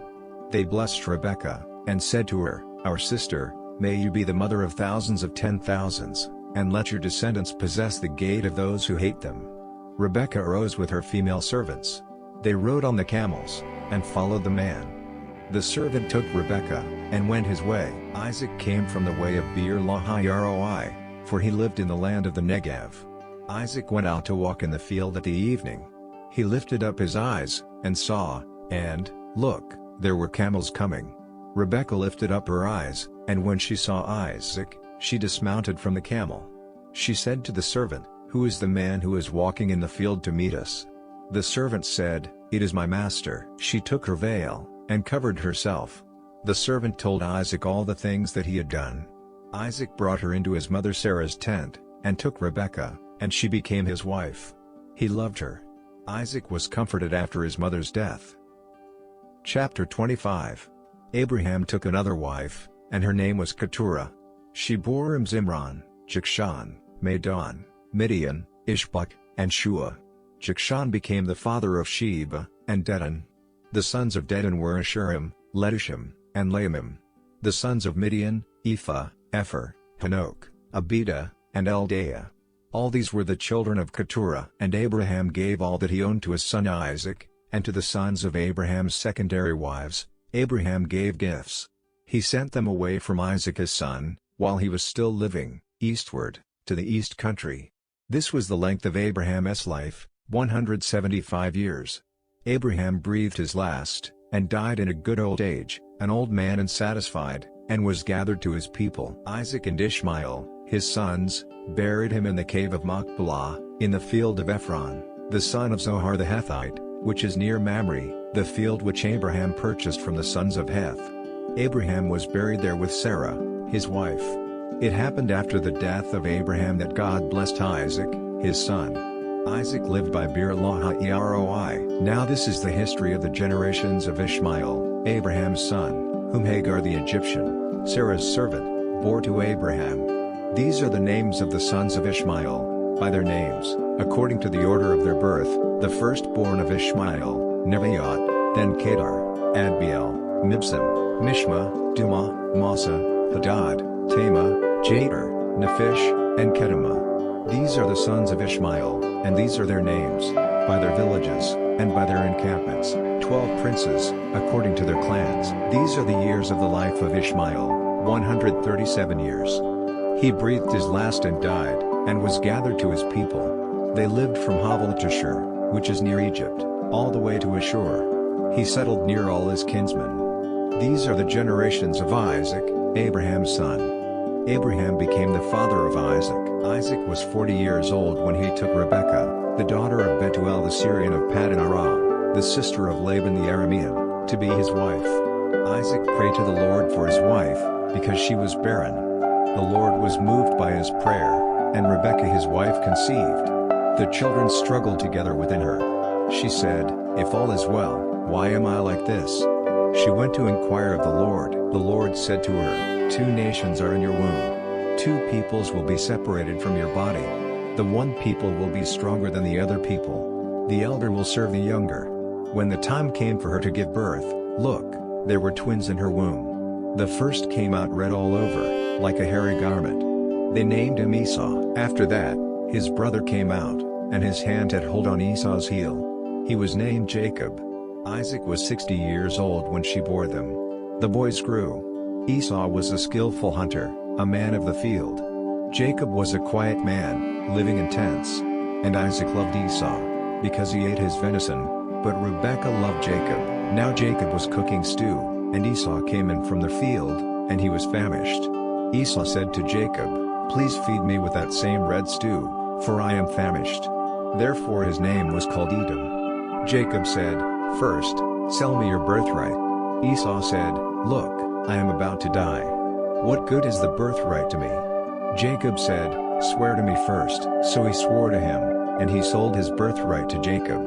Jacob gave Esau bread and stew of lentils. He ate and drank, rose up, and went his way. So Esau despised his birthright. Chapter 26. There was a famine in the land, besides the first famine that was in the days of Abraham. Isaac went to Abimelech king of the Philistines, to Gerar. The Lord appeared to him, and said, "Do not go down into Egypt. Live in the land I will tell you about.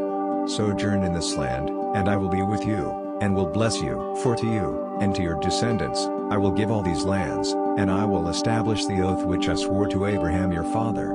I will multiply your descendants as the stars of the sky, and will give to your descendants all these lands, and by your descendants will all the nations of the earth be blessed, because Abraham obeyed my voice, and kept my requirements, my commandments, my statutes, and my laws."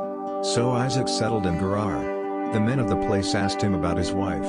He said, "She is my sister," for he was afraid to say, "my wife," lest, he thought, the men of the place might kill me for Rebekah, because she is beautiful to look at.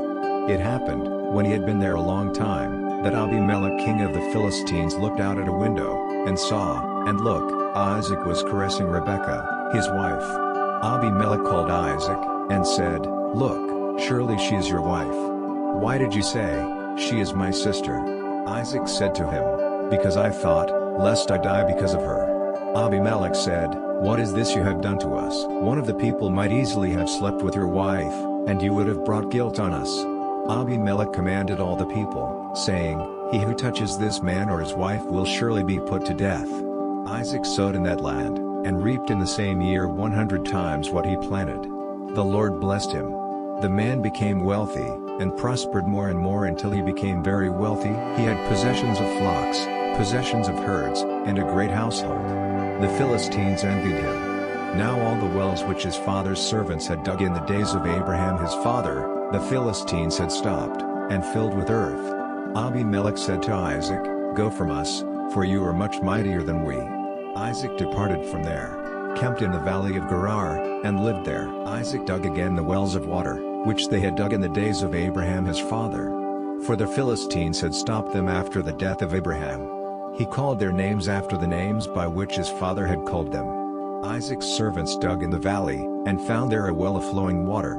The herdsmen of Gerar argued with Isaac's herdsmen, saying, "The water is ours." He called the name of the well Esek, because they contended with him.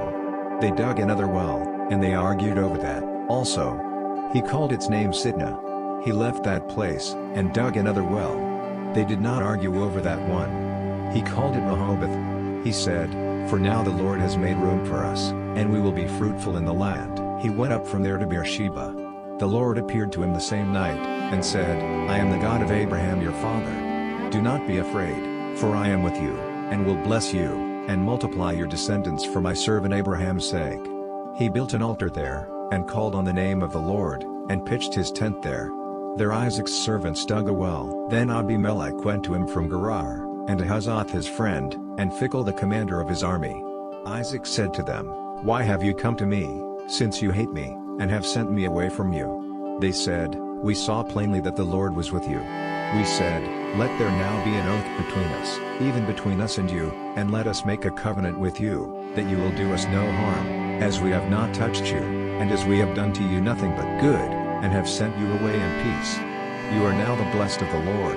He made them a feast, and they ate and drank. They rose up sometime in the morning, and swore an oath to each other. Isaac sent them away, and they departed from him in peace. It happened the same day, that Isaac's servants came, and told him concerning the well which they had dug, and said to him, "We have found water." He called it Sheba. Therefore the name of the city is Beersheba to this day. When Esau was 40 years old, he married Judith, the daughter of Beeri the Hittite, and Basemath, the daughter of Elon the Hittite. They brought grief to Isaac and Rebekah. Chapter 27. It happened, that when Isaac was old, and his eyesight was failing so that he could not see, he called Esau his elder son, and said to him, "My son." He said to him, "Here I am." He said, "Look, I am old now. I do not know the day of my death.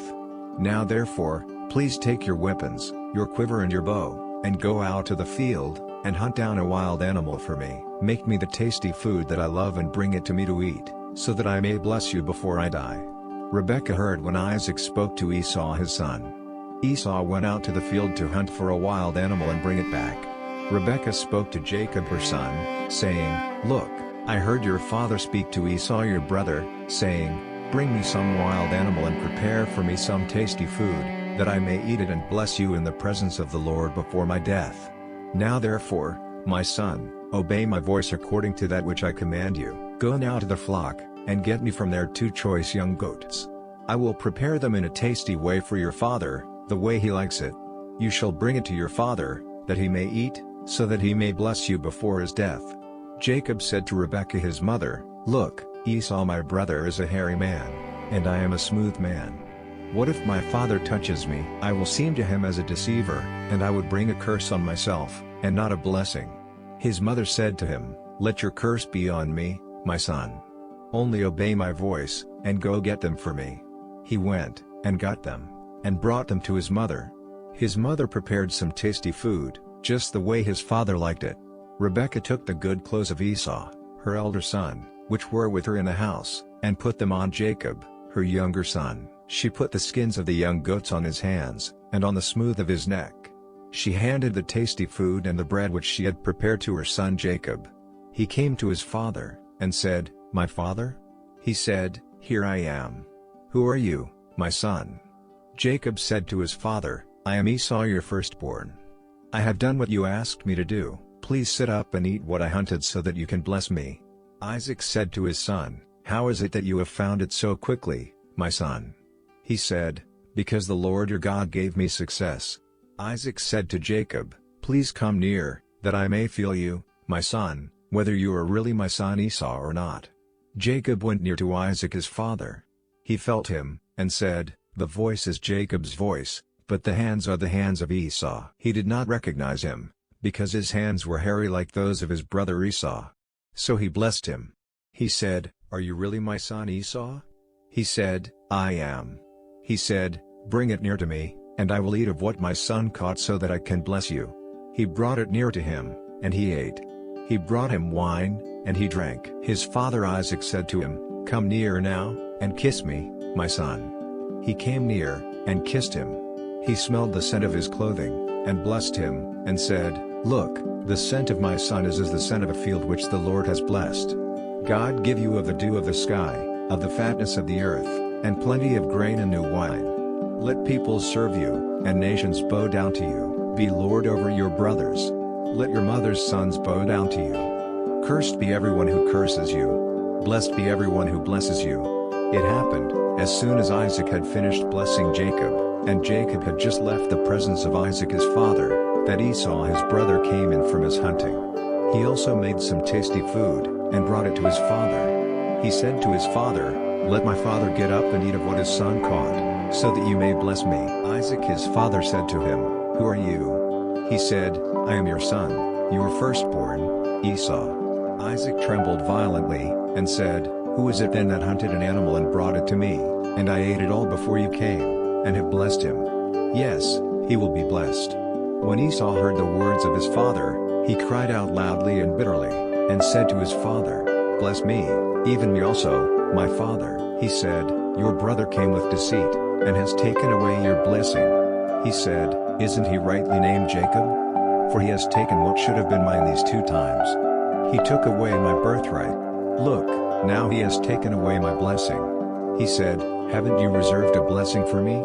Isaac answered Esau, "Look, I have made him your lord, and I have made all of his brothers his servants, and I have sustained him with grain and new wine. What then can I do for you, my son?" Esau said to his father, "Have you but one blessing, my father? Bless me, even me also, my father." Esau lifted up his voice, and wept. Isaac his father answered him, "Look, of the fatness of the earth will be your dwelling, and of the dew of the sky from above. By your sword will you live, and you will serve your brother. It will happen, when you will break loose, that you shall shake his yoke from off your neck." Esau hated Jacob because of the blessing with which his father blessed him. Esau said in his heart, "The days of mourning for my father are at hand.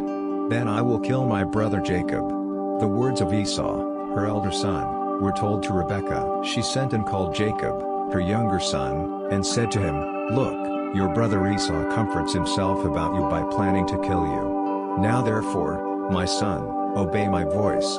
Arise, flee to Laban, my brother, in Haran. Stay with him a few days, until your brother's fury turns away, until your brother's anger against you subsides, and he forgets what you have done to him. Then I will send for you and get you from there. Why should I lose both of you in one day?"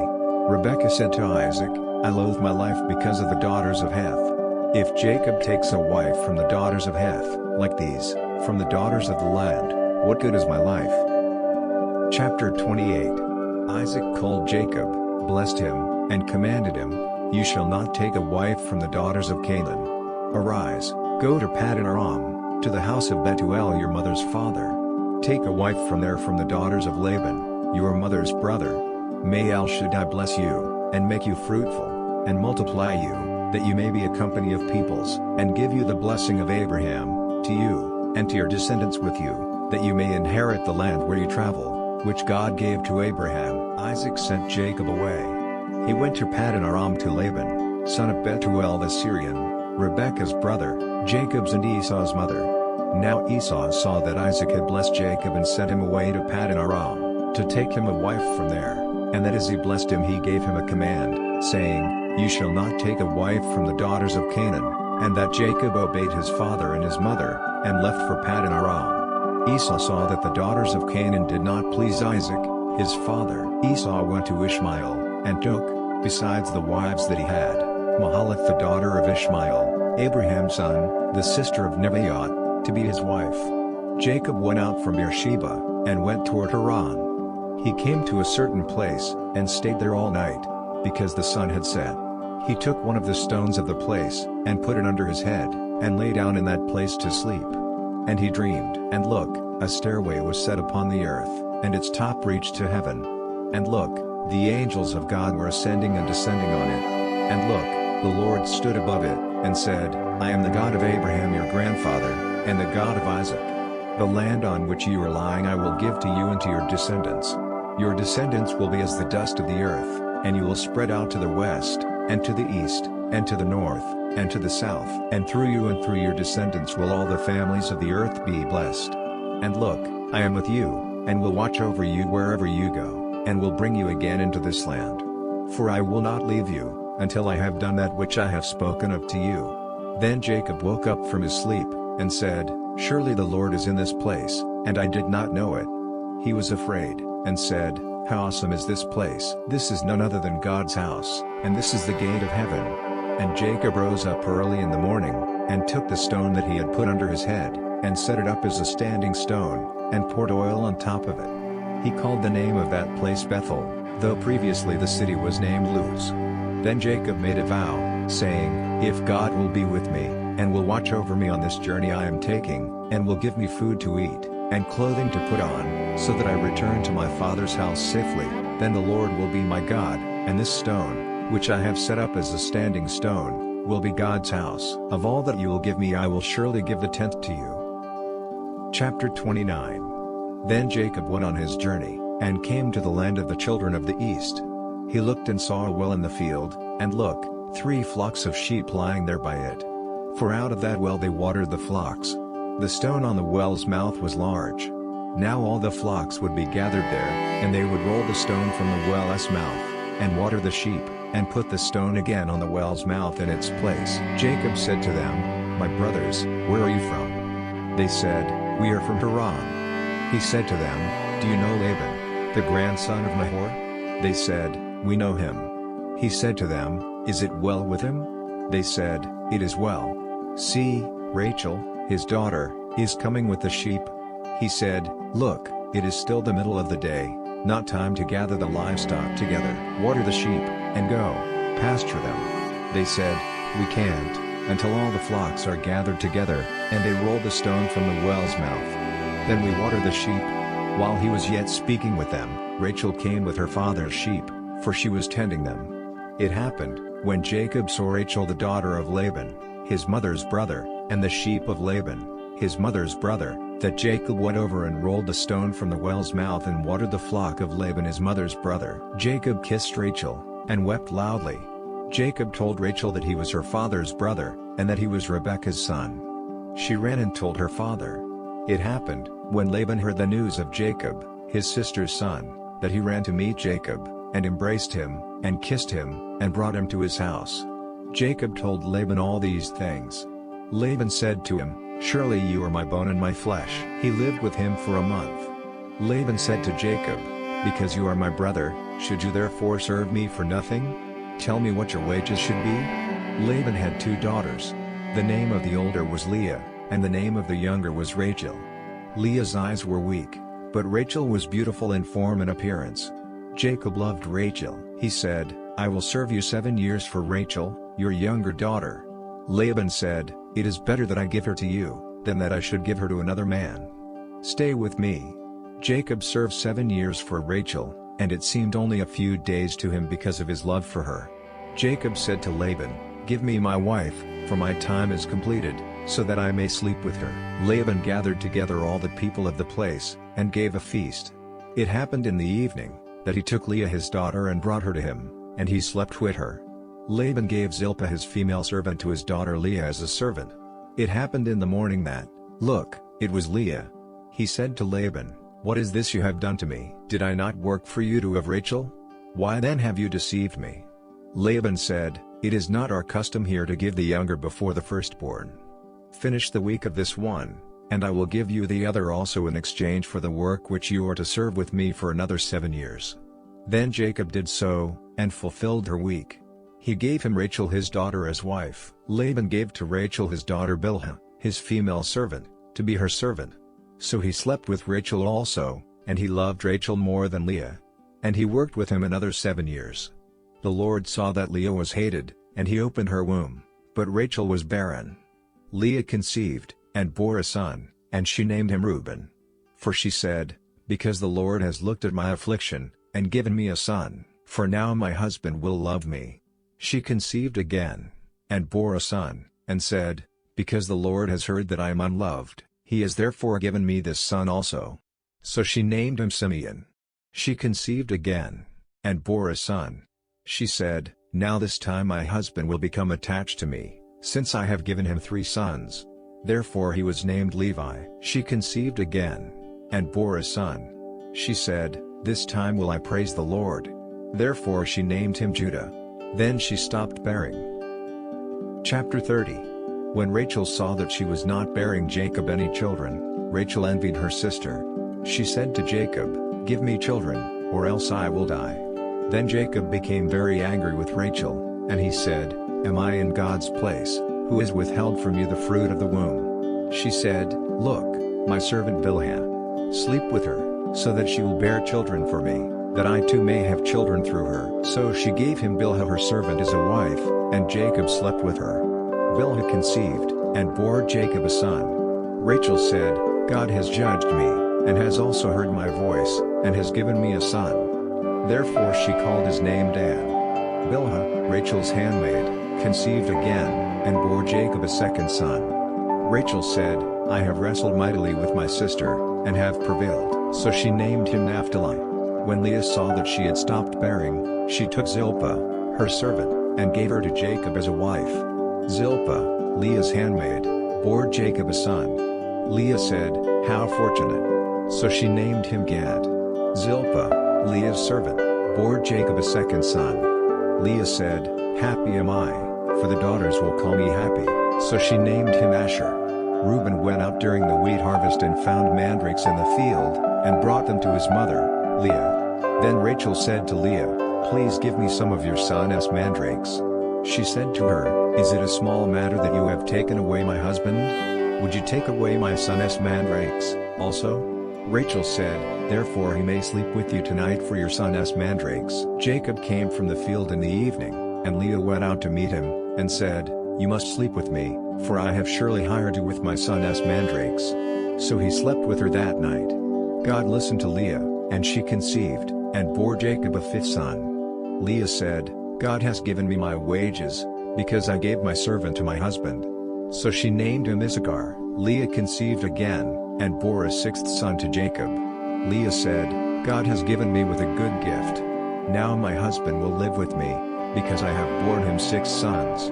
So she named him Zebulun. Afterwards, she bore a daughter, and named her Dinah. God remembered Rachel, and God listened to her, and made her fertile. She conceived, bore a son, and said, "God has taken away my shame." So she named him Joseph, saying, "May God add another son to me." It happened, when Rachel had borne Joseph, that Jacob said to Laban, "Send me away, that I may go to my own place, and to my country. Give me my wives and my children for whom I have served you, and let me go, for you know the service I have given you."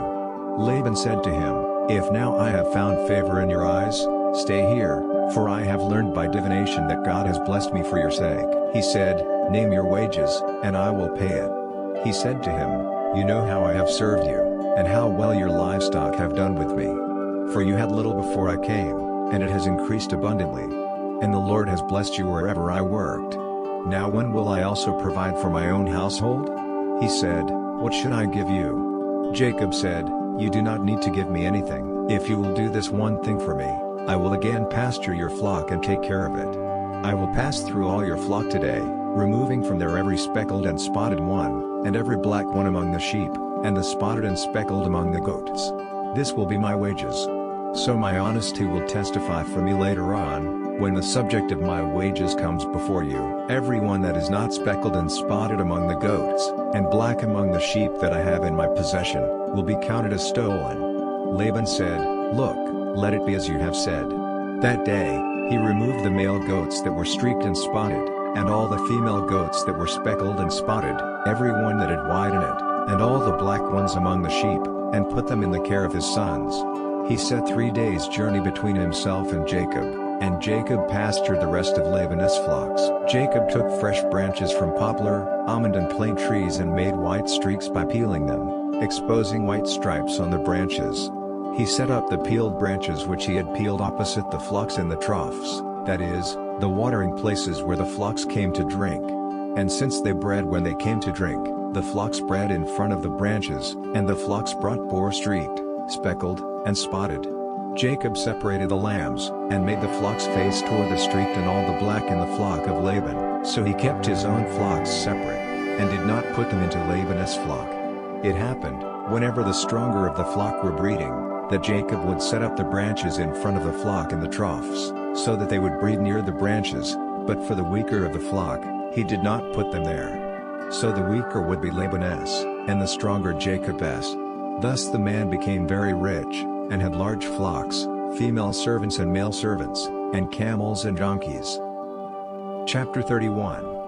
He heard the words of Laban's sons, saying, "Jacob has taken away all that was our father's. From that which was our father's he has gained all this wealth." Jacob saw the expression on Laban's face, and look, it was not as it had been. The Lord said to Jacob, "Return to the land of your fathers, and to your relatives, and I will be with you." Jacob sent and called Rachel and Leah to the field where his flock was, and said to them, "I see the expression on your father's face, that it is not what it was before, but the God of my father has been with me. You know that I have served your father with all of my strength. Yet your father has cheated me and changed my wages 10 times, but God did not allow him to hurt me. If he said this, the speckled will be your wages, then all the flock bore speckled. If he said this, the streaked will be your wages, then all the flock bore streaked. Thus God has taken away your father's livestock and given them to me." And it came about at the time when the flocks were breeding, I looked up and saw in a dream, and look, the male goats which leapt on the flock were streaked, speckled, and spotted. The angel of God said to me in a dream, "Jacob," and I said, "Here I am." He said, "Now lift up your eyes, and look, all the male goats which leap on the flock are streaked, speckled, and spotted, for I have seen all that Laban has done to you. I am the God of Bethel, where you anointed a standing stone, where you made a vow to me. Now arise, go out from this land and return to the land of your birth." Rachel and Leah answered him, "Is there yet any portion or inheritance for us in our father's house? Aren't we regarded by him as foreigners? For he has sold us, and he has used up what was paid for us. For all the wealth which God has taken away from our father, that is ours and our children's. Now then, whatever God has said to you, do." Then Jacob got up and put his sons and his wives on the camels, and he took away all his livestock and all his property which he had acquired, including the livestock which he had gained in Paddan Aram, to go to Isaac his father in the land of Canaan. Now Laban had gone to shear his sheep, and Rachel stole the idols that belonged to her father. Jacob outwitted Laban the Aramean by not telling him that he intended to flee, so he fled with everything that he had, and he arose and crossed the river, and set out toward the hill country of Gilead. Laban was told on the 3rd day that Jacob had fled. He took his relatives with him, and pursued after him for 7 days, and caught up with him in the hill country of Gilead. God came to Laban the Aramean in a dream at night, and said to him, "Be careful that you do not speak to Jacob either good or bad." Laban caught up with Jacob. Now Jacob had pitched his tent in the hill country, and Laban with his relatives camped in the hill country of Gilead. Laban said to Jacob, "What have you done? You have deceived me, and carried away my daughters like captives taken in war? Why did you flee in secret and deceive me, and not tell me, so that I might have sent you away with joy and singing, with a tambourine and with a lyre? And you did not allow me to kiss my sons and my daughters? Now you have done foolishly. It is in my power to do you harm, but the God of your father spoke to me last night, saying, 'Be careful that you do not speak to Jacob either good or bad.' Now you have indeed gone away, because you long greatly for your father's house. But why have you stolen my gods?" Jacob answered Laban, "Because I was afraid, for I thought that you would take your daughters from me by force. Anyone you find your gods with shall not live. In the presence of our relatives, identify what I have that is yours, and take it with you." For Jacob did not know that Rachel had stolen them. Laban went into Jacob's tent, into Leah's tent, and into the tent of the 2 female servants, but he did not find them. He went out of Leah's tent, and entered into Rachel's tent. Now Rachel had taken the idols, put them in the camel's saddle, and sat on them. Laban searched the whole tent, but did not find them. She said to her father, "Do not let my lord be angry that I can't rise up before you, for the manner of women is on me." He searched, but did not find the teraphim. Jacob was angry, and argued with Laban. Jacob answered Laban, "What is my trespass? What is my sin, that you have hotly pursued after me? Now that you have searched around in all my stuff, did you find anything from all of your household's belongings? Put it here before my relatives and your relatives, that they may judge between the 2 of us. These 20 years I have been with you. Your ewes and your female goats have not miscarried their young, and I haven't eaten the rams of your flocks. That which was torn by animals I did not bring to you. I bore its loss. You demanded payment from me whether stolen by day or stolen by night. I was consumed by the heat during the day and by the frost at night, and sleepless nights. These 20 years I have been in your house. I served you 14 years for your 2 daughters, and 6 years for your flock, and you have changed my wages 10 times. Unless the God of my father, the God of Abraham, and the one whom Isaac fears, had been with me, surely now you would have sent me away empty-handed. God has seen my harsh treatment and my hard work, and rebuked you last night." Laban answered Jacob, "The daughters are my daughters, the children are my children, the flocks are my flocks, and all that you see is mine, and what can I do this day to these my daughters, or to their children whom they have borne? So now, come, let us make a covenant, you and I, and let it be a witness between the 2 of us." And he said to him, "Look, there is no one with us, see, God is witness between me and you." Jacob took a stone and set it up as a standing stone. Jacob said to his relatives, "Gather stones." So they took stones and made a mound. They ate there by the mound. Laban called it Jegar-Sahadutha, but Jacob called it Gilead. Laban said, "This mound is a witness between me and you today." Therefore it was named Gilead and Mizpah, for he said, "God watch between me and you, when we are absent one from another. If you mistreat my daughters, or if you take wives besides my daughters, although no one is with us, see, God is witness between me and you." Laban said to Jacob, "See this mound, and see the standing stone, which I have set between me and you. May this mound be a witness, and the standing stone be a witness, that I will not pass over this mound to you, and that you will not pass over this mound and this standing stone to me, to do harm. The God of Abraham, and the God of Nahor, the God of their father, judge between us." Then Jacob swore by the fear of his father Isaac. Jacob offered a sacrifice on the mountain, and called his relatives to eat the meal. They ate the meal and stayed all night on the mountain. Early in the morning, Laban rose up, and kissed his sons and his daughters, and blessed them. Laban departed and returned to his place. Chapter 32. Jacob went on his way, and the angels of God met him. When he saw them, Jacob said, "This is God's camp." He called the name of that place Mahanaim. Jacob sent messengers ahead of him to Esau, his brother, to the land of Seir, the region of Edom. He commanded them, saying, "This is what you shall tell my lord, Esau, this is what your servant, Jacob, says. I have lived as a foreigner with Laban. and stayed until now. I have cattle, donkeys, flocks, male servants, and female servants. I have sent to tell my lord, that I may find favor in your sight." The messengers returned to Jacob, saying, "We came to your brother Esau.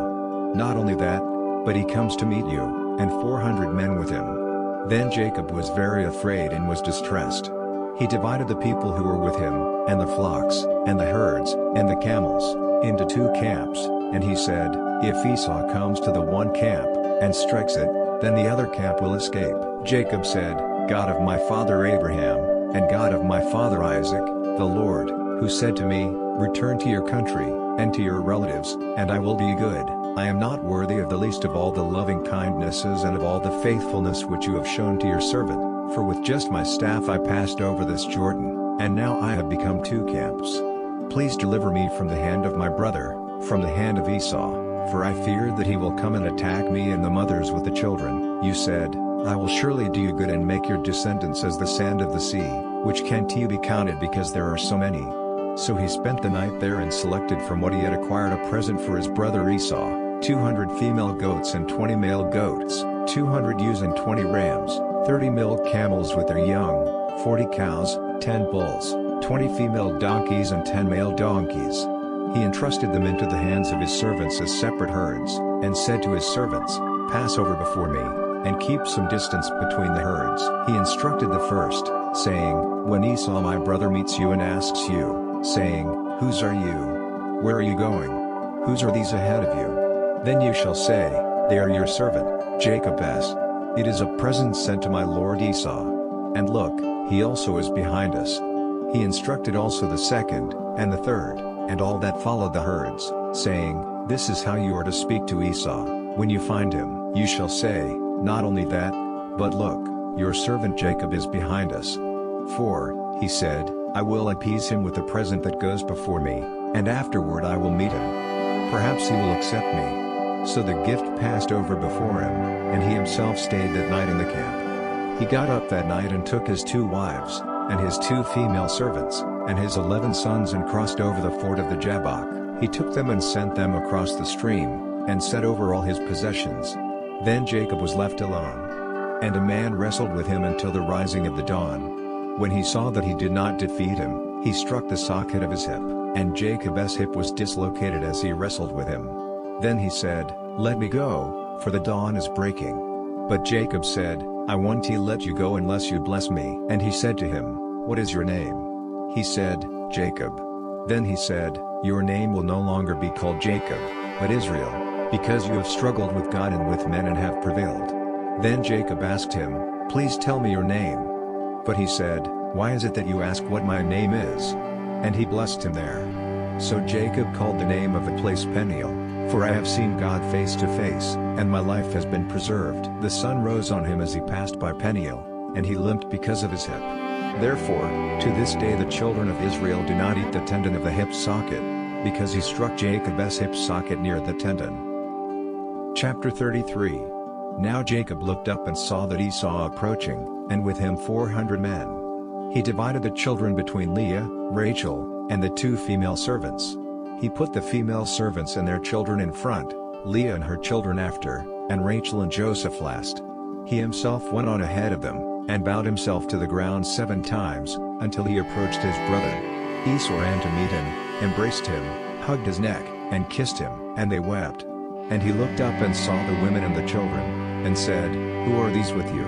He said, "The children whom God has graciously given your servant." Then the female servants came forward with their children, and they bowed themselves. Leah also and her children came forward, and bowed themselves. After them, Joseph came forward with Rachel, and they bowed themselves. Esau said, "What do you mean by all this company which I met?" Jacob said, "To find favor in the sight of my lord." Esau said, "I have enough, my brother, keep what you have for yourself." Jacob said, "No, please, if I have now found favor in our sight, then accept my present from my hand, because I have seen your face, which is like seeing the face of God, since you have accepted me. Please take the gift that I brought to you, because God has been gracious to me, and because I have enough." Thus he urged him, and he took it. Esau said, "Let us take our journey, and let us go, and I will go ahead of you." Jacob said to him, "My Lord knows that the children are tender, and that the sheep and cattle with me have their young, and if they overdrive them one day, the whole herd will die. Please let my Lord pass on ahead of his servant, and I will move along slowly, at the pace of the herds that are before me and at the pace of the children, until I come to my Lord at Seir." Esau said, "Let me now leave with you some of my people who were with me," but he said, "What need is there? Please indulge me, my Lord." So Esau returned that day on the road to Seir. But Jacob traveled to Succoth, and he built himself a house, and made shelters for his livestock. Therefore the name of the place is called Succoth. After Jacob came from Paddan Aram, he arrived safely at the city of Shechem, which is in the land of Canaan, and camped near the city. He purchased the parcel of land where he had pitched his tent, from the sons of Hamor, Shechem's father, for 100 kesedish. He erected an altar there and called it El Elohe Israel. Chapter 34. Dinah, the daughter whom Leah had borne to Jacob, went out to visit the women of the region. When Shechem the son of Hamor the Hivite, the ruler of the land, saw her, he grabbed her, and raped her, and humiliated her. Then he became very attached to Dinah, the daughter of Jacob, and he loved the young woman, and spoke kindly to the young woman. Shechem spoke to his father, Hamor, saying, "Get me this young woman as my wife." Now Jacob heard that he had defiled Dinah, his daughter, and his sons were with his livestock in the field. Jacob remained silent until they came. Hamor the father of Shechem went out to Jacob to speak with him. The sons of Jacob came in from the field when they heard it. The men were grieved, and they were very angry, because he had disgraced Israel by sexually assaulting Jacob's daughter, a thing that should not be done. Hamor talked with them, saying, "The heart of my son Shechem is set on your daughter. Please give her to him as a wife. Arrange marriages with us. Give your daughters to us, and take our daughters for yourselves.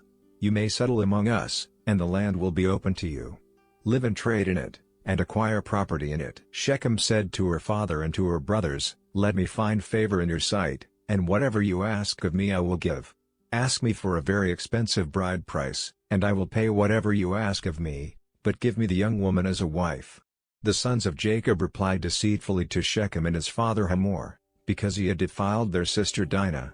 And they said to them, "We can do this thing, to give our sister to one who is uncircumcised, for that would be a disgrace to us. Only on this condition will we agree with you, that you become like us by circumcising all your males, then will we give our daughters to you, and we will take your daughters to ourselves, and we will live among you and become one people.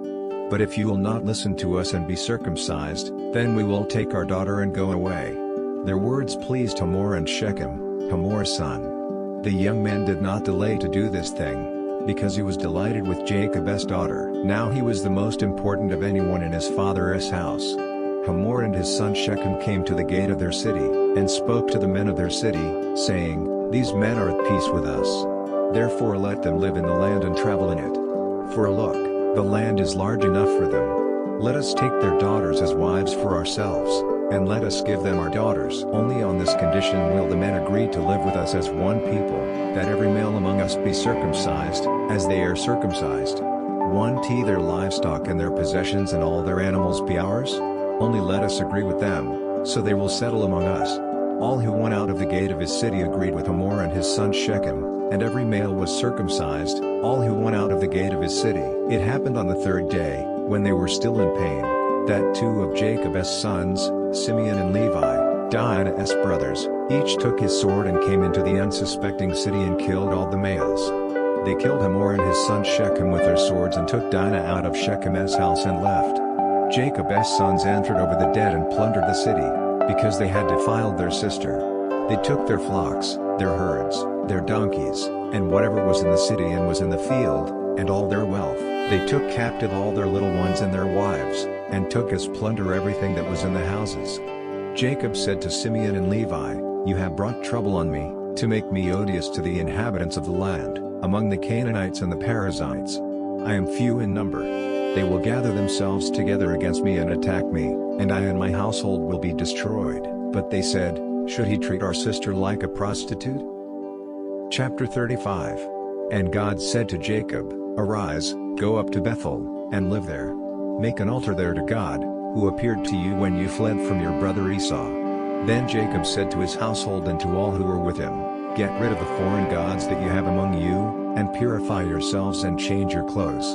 Let us arise and go up to Bethel, and I will make an altar there to God, who answered me in the day of my distress, and has been with me wherever I went." So they gave to Jacob all the foreign gods which were in their possession, and the rings that were in their ears, and Jacob buried them under the oak that was near Shechem. Then they set out, and a terror of God was upon the cities that were around them, so that they did not pursue the sons of Jacob. So Jacob came to Luz, that is, Bethel, which is in the land of Canaan, he and all the people who were with him. He built an altar there, and called the place El Bethel, because their God had revealed himself to him when he was fleeing from his brother. Now Deborah, Rebekah's nurse, died, and she was buried under an oak outside Bethel. So he called its name Allon Bakuth. And God appeared to Jacob again after he returned from Paddan Aram, and blessed him. God said to him, "Your name is Jacob. Your name will no longer be called Jacob, but your name will be Israel." So he called his name Israel, and God said to him, "I am El Shaddai. Be fruitful and multiply. A nation and a company of nations will come from you, and kings will come from your body. The land which I gave to Abraham and Isaac, I will give to you, and I will give the land to your descendants after you." Then God went up from him in the place where he spoke with him. And Jacob set up a standing stone in the place where he spoke with him, a pillar of stone, and he poured out a drink offering on it, and poured oil on it. Jacob called the name of the place where God spoke with him Bethel. Then they set out from Bethel. There was still some distance to come to Ephrat, and Rachel went into labor, and her labor was difficult. When she was in the difficult labor, the midwife said to her, "Do not be afraid, for now you have another son." It happened, as her soul was departing, for she died, that she named him Benoni, but his father named him Benjamin. So Rachel died and was buried on the way to Ephrat, that is, Bethlehem. Jacob set up a standing stone on her grave. It is the standing stone of Rachel's grave to this day. And Israel traveled and pitched his tent beyond Migdal-eder. It happened, while Israel lived in that land, that Reuben went and slept with Bilhah, his father's secondary wife, and Israel heard about it. Now the sons of Jacob were 12. The sons of Leah, Reuben, Jacob's firstborn, and Simeon, and Levi, and Judah, and Issachar, and Zebulun. The sons of Rachel, Joseph and Benjamin. And the sons of Bilhah, Rachel's servant, Dan and Naphtali. And the sons of Zilpah, Leah's servant, Gad and Asher. These are the sons of Jacob who were born to him in Paddan Aram. So Jacob came to Isaac his father at Mamre in Kiriath Arba, which is Hebron, where Abraham and Isaac had sojourned. Now the days of Isaac were 180 years. And Isaac took his last breath and died, and was gathered to his people, old and full of days. And his sons Esau and Jacob buried him. Chapter 36. Now these are the generations of Esau, that is, Edom. Esau took his wives from the daughters of Canaan, Adah the daughter of Elon, the Hittite, and Oholibamah the daughter of Anna, the daughter of Zibeon, the Hivite, and Basemath, Ishmael's daughter, sister of Nebaioth. Adah bore to Esau Eliphaz. Basemath bore Ruel. Oholibamah bore Jeush, and Jaalam, and Korah. These are the sons of Esau, who were born to him in the land of Canaan. Esau took his wives, his sons, his daughters, and all the people of his household, with his livestock, all his animals, and all of the property he had acquired in the land of Canaan, and went out from the land of Canaan away from the presence of his brother Jacob. For their possessions were too great for them to remain together, and the land in which they were traveling could not support them because of their livestock. And Esau, also known as Edom, settled in the hill country of Seir. These are the generations of Esau the father of the Edomites in the hill country of Seir. These are the names of Esau's sons, Eliphaz, the son of Adah, the wife of Esau, and Ruel, the son of Basemath, the wife of Esau. The sons of Eliphaz were Teman, Omar, Zepho, and Gatam, and Kenaz. Timnah was the secondary wife to Eliphaz, Esau's son, and she bore to Eliphaz Amalek. These are the sons of Adah, Esau's wife. These are the sons of Ruel, Nahath, and Zerah, Shammah, and Mizah. These were the sons of Basemath, Esau's wife. These were the sons of Oholibamah, the daughter of Anna, the daughter of Zibeon, Esau's wife. She bore to Esau Jeush, and Jaalam, and Korah. These are the chiefs of the sons of Esau, the sons of Eliphaz the firstborn of Esau, chief Teman, chief Omar, chief Zepho, chief Kenaz, chief Korah, chief Gatam, chief Amalek. These are the chiefs who came of Eliphaz in the land of Edom. These are the sons of Ada. These are the sons of Ruel, Esau's son, chief Nahath, chief Sarah, chief Shammah, chief Mizah. These are the chiefs of Ruel in the land of Edom. These are the sons of Basemath, Esau's wife. These are the sons of Olibamah, Esau's wife, chief Jeush, chief Jalem, chief Korah. These are the chiefs who came of Olibamah the daughter of Anna, Esau's wife. These are the sons of Esau, also known as Edom, and these are their chiefs. These are the sons of Seir the Horite, the inhabitants of the land, Lotan, and Shobal, and Zibeon, and Anna, and Disan, and Ezer, and Dishan. These are the chiefs of the Horites, the sons of Seir in the land of Edom. The sons of Lotan were Hori and Hemam. Lotan's sister was Timnah. These are the sons of Shobal, Alvan, and Manahath, and Ebal, Shepho, and Onam. These are the sons of Zibeon, Aiah and Anna. This is the Anna who found the hot springs in the desert as he pastured the donkeys of his father Zibeon. These are the children of Anna, Disan, and Olibamah the daughter of Anna. These are the children of Disan, Hamdan, and Eshban, and Ithran, and Kiran. These are the sons of Ezer, Bilhan, and Zavan, and Akan. These are the sons of Dishan, Uz and Aaron. These are the chiefs of the Horites, chief Lotan, chief Shobal, chief Zibeon, chief Anna, chief Disan, chief Ezer, and chief Dishan. These are the chiefs who came of the Horites, according to their chiefs in the land of Seir. These are the kings who reigned in the land of Edom, before any king reigned over the children of Israel. Bela the son of Beor reigned in Edom. The name of his city was Dinhabah. When Bela died, and Jobab, the son of Zerah of Bozrah reigned in his place. And Jobab died, and Husham of the land of the Temanites reigned in his place. And Husham died, and Hadad the son of Bedad who struck Midian in the field of Moab reigned in his place. The name of his city was Aphith. And Hadad died, and Samlah of Masrekah reigned in his place. And Samlah died, and Shaul of Rehoboth on the river reigned in his place. And Shaul died, and Baal-Hanan the son of Achbor reigned in his place. And Baal-Hanan the son of Achbor died, and Hadad reigned in his place. The name of his city was Pau. His wife's name was Mehetabel, the daughter of Matred, the daughter of Mizab. These are the names of the chiefs who came from Esau, according to their families, according to their places, and by their names: Chief Timnah, Chief Elvah, Chief Jethath, Chief Olibamah, Chief Elah, Chief Pinion, Chief Kenaz, Chief Taman, Chief Mibzar, Chief Magdiel, and Chief Iram. These are the chiefs of Edom, according to their settlements in the land they possessed. This is Esau the father of Edom. Chapter 37. Jacob lived in the land where his father had sojourned, in the land of Canaan. These are the generations of Jacob. Joseph, being 17 years old, tended the flock with his brothers. He was an assistant to the sons of Bilhah and Zilpah, his father's wives. And Joseph brought a bad report about them to their father. Now Israel loved Joseph more than all his children, because he had been born to him in his old age. And he made a long-sleeved robe for him. His brothers saw that their father loved him more than all his brothers, and they hated him, and couldn't he speak a kind word to him. Now Joseph had a dream, and he told it to his brothers, and they hated him all the more. He said to them, "Please listen to this dream I had. And look, we were binding sheaves in the field, and look, my sheaf arose and also stood upright. And look, your sheaves gathered around it and bowed down to my sheaf." Then his brothers said to him, "Will you indeed reign over us? Or will you indeed rule over us?" So they hated him all the more for his dreams and for what he said. And he had another dream, and told it to his father and to his brothers, and said, "Look, I had yet another dream, and look, the sun and the moon and 11 stars bowed down to me." When he told it to his father and to his brothers, his father rebuked him, and said to him, "What is this dream that you had? Will I and your mother and your brothers indeed come and bow down to the ground in front of you?" His brothers were jealous of him, but his father kept thinking about the matter. Now his brothers went to pasture their father's flock near Shechem. And Israel said to Joseph, "Aren't your brothers pasturing the flock near Shechem? Come, and I will send you to them." And he said to him, "I am ready." So he said to him, "Go now. See whether it is well with your brothers and well with the flock, and report back to me." So he sent him from the valley of Hebron, and he came to Shechem. And a man found him, and look, he was wandering in the field.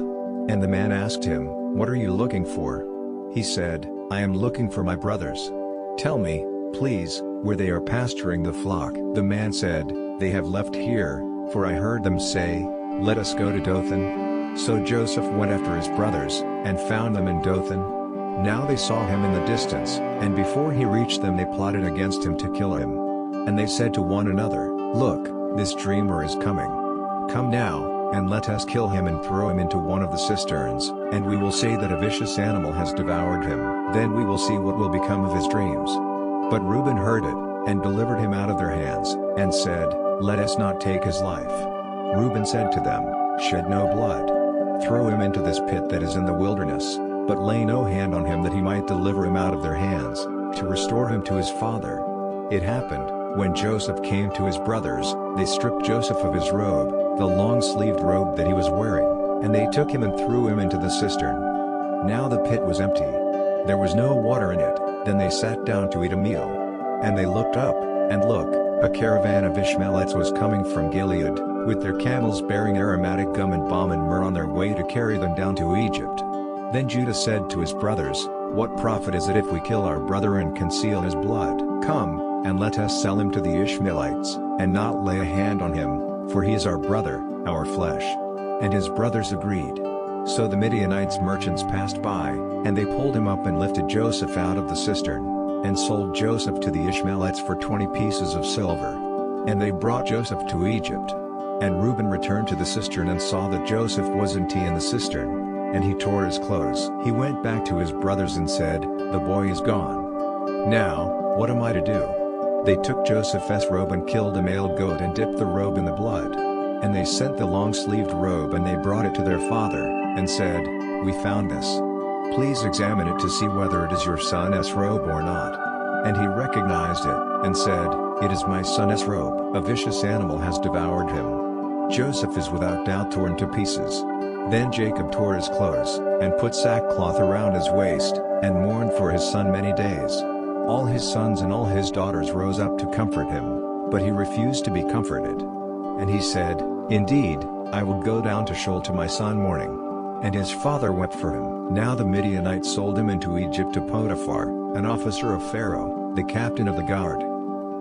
Chapter 38. It happened at that time that Judah moved away from his brothers and stayed with an Adulamite, whose name was Hirah. There Judah saw the daughter of a Canaanite whose name was Shua. And he married her and slept with her. She conceived and gave birth to a son, and he named him She conceived again and gave birth to a son, and she named him Onan. Then she gave birth to another son, and named him Shelah. And he was at Kezib when she gave birth to him. And Judah got a wife for his firstborn, and her name was Tamar. Now Judah's firstborn, was wicked in the sight of the Lord, so God killed him. Then Judah said to Onan, "Sleep with your brother's wife and fulfill the duty of a brother-in-law to her, and raise up offspring for your brother." But Onan knew that the offspring wouldn't be his. So it happened when he slept with his brother's wife that he released his semen on the ground, so that he would not produce offspring for his brother. And what he did was evil in the sight of God, so he killed him also. Then Judah said to his daughter-in-law Tamar, "Remain a widow in your father's house until my son Shelah is grown up." For he thought, "I do not want him to die too, like his brothers." So Tamar went and lived in her father's house. After some time, Judah's wife, the daughter of Shua, died. And Judah finished mourning, and went up to his sheep shearers at Timnah, he and his friend Hirah the Adulamite. And Tamar was told, saying, "Look, your father-in-law is going up to Timnah to shear his sheep." She took off her widow's clothes and covered herself with a veil, and wrapped herself, and sat at the entrance to Enaim, which is on the way to Timnah, for she saw that Shelah was grown up, and she had not been given to him as a wife. When Judah saw her, he thought that she was a prostitute because she had covered her face. He went over to her by the road and said, "Please come, let me sleep with you," for he did not know that she was his daughter-in-law. She said, "What will you give me for sleeping with you?" He said, "I will send you a young goat from the flock." She said, "Will you give me something as a guarantee until you send it?" He said, "What kind of guarantee should I give you?" She replied, "Your signet and your cord and your staff that is in your hand." So he gave them to her, and slept with her, and she became pregnant by him.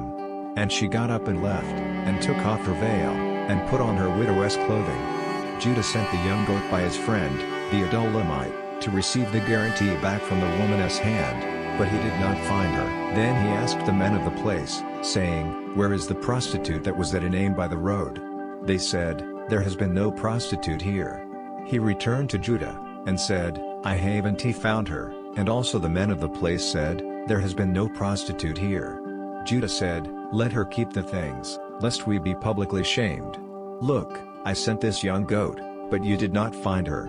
Now it happened about 3 months later that Judah was told, saying, "Tamar, your daughter-in-law, has turned to prostitution, and now, look, she is pregnant by prostitution." Judah said, "Bring her out, and let her be burned." When she was brought out, she sent word to her father-in-law, saying, "By the man who owns these I am pregnant." She also said, "Please discern whose these are the signet, and the cord, and the staff." Then Judah recognized them, and said, "She is more righteous than I, since I did not give her to my son Shelah." He did not sleep with her again. It happened when it was time for her to give birth, that look, there were twins in her womb. As she was in labor, one put out a hand, and the midwife took a scarlet thread and tied it on his hand, saying, "This one came out first." It happened, as he drew back his hand, that look, his brother came out, and she said, "How did you break through?" So he was named Perez. Afterward his brother came out, that had the scarlet thread on his hand, so he was named Zerah. Chapter 39. Now Joseph was brought down to Egypt, and Potiphar, an officer of Pharaoh's, the captain of the guard, an Egyptian, bought him from the Ishmaelites who had brought him down there. And the Lord was with Joseph, and he became a successful man. And he was in the household of his master the Egyptian. And his master saw that the Lord was with him, and that the Lord made everything that he did to succeed in his hands. So Joseph found favor in the sight of his master, and attended him, and he made him overseer of his house, and all that he had he put under his authority. And it came about that from the time that he made him overseer of his household and over all that he had, that the Lord blessed the Egyptian's house because of Joseph, and the blessing of the Lord was on all that he had, in the house and in the field. So he left everything that he had in Joseph's care. He did not concern himself with anything, except for the food which he ate. Now Joseph was handsome in form and appearance. And it came to pass after these things that his master's wife took notice of Joseph, and she said, "Sleep with me." But he refused, and said to his master's wife, "Look, my master does not concern himself with anything in his house, and he has put all that he is into my care. There is no one greater in this household than I am, nor has he kept back anything from me but you, since you are his wife. How then can I do such a great evil, and sin against God?" And although she spoke to Joseph day after day, he did not listen to her to sleep with her or to be with her. Now it happened about this time that he went into the house to do his work, and there were none of the men of the house inside. She grabbed him by his garment, saying, "Sleep with me." And he left his garment in her hand and ran outside. When she saw that he had left his garment in her hand and had run outside, she called to the men of her house, and spoke to them, saying, "Look, he has brought in a Hebrew to us to mock us. He came in to me to sleep with me, and I cried with a loud voice. It happened, when he heard that I raised my voice and cried out, that he left his garment by me and ran outside." She left his garment by her, until his master came home. And she told him the same story, saying, "The Hebrew servant, whom you have brought to us, came in to me to mock me, and said to me, 'Let me sleep with you.' But when I raised my voice and cried out, he left his garment beside me and ran outside." And it happened when his master heard the words that his wife spoke to him, saying, "This is what your servant did to me," that he became furious. Then Joseph's master took him and put him into the prison, the place where the king's prisoners were bound, and he was there in prison.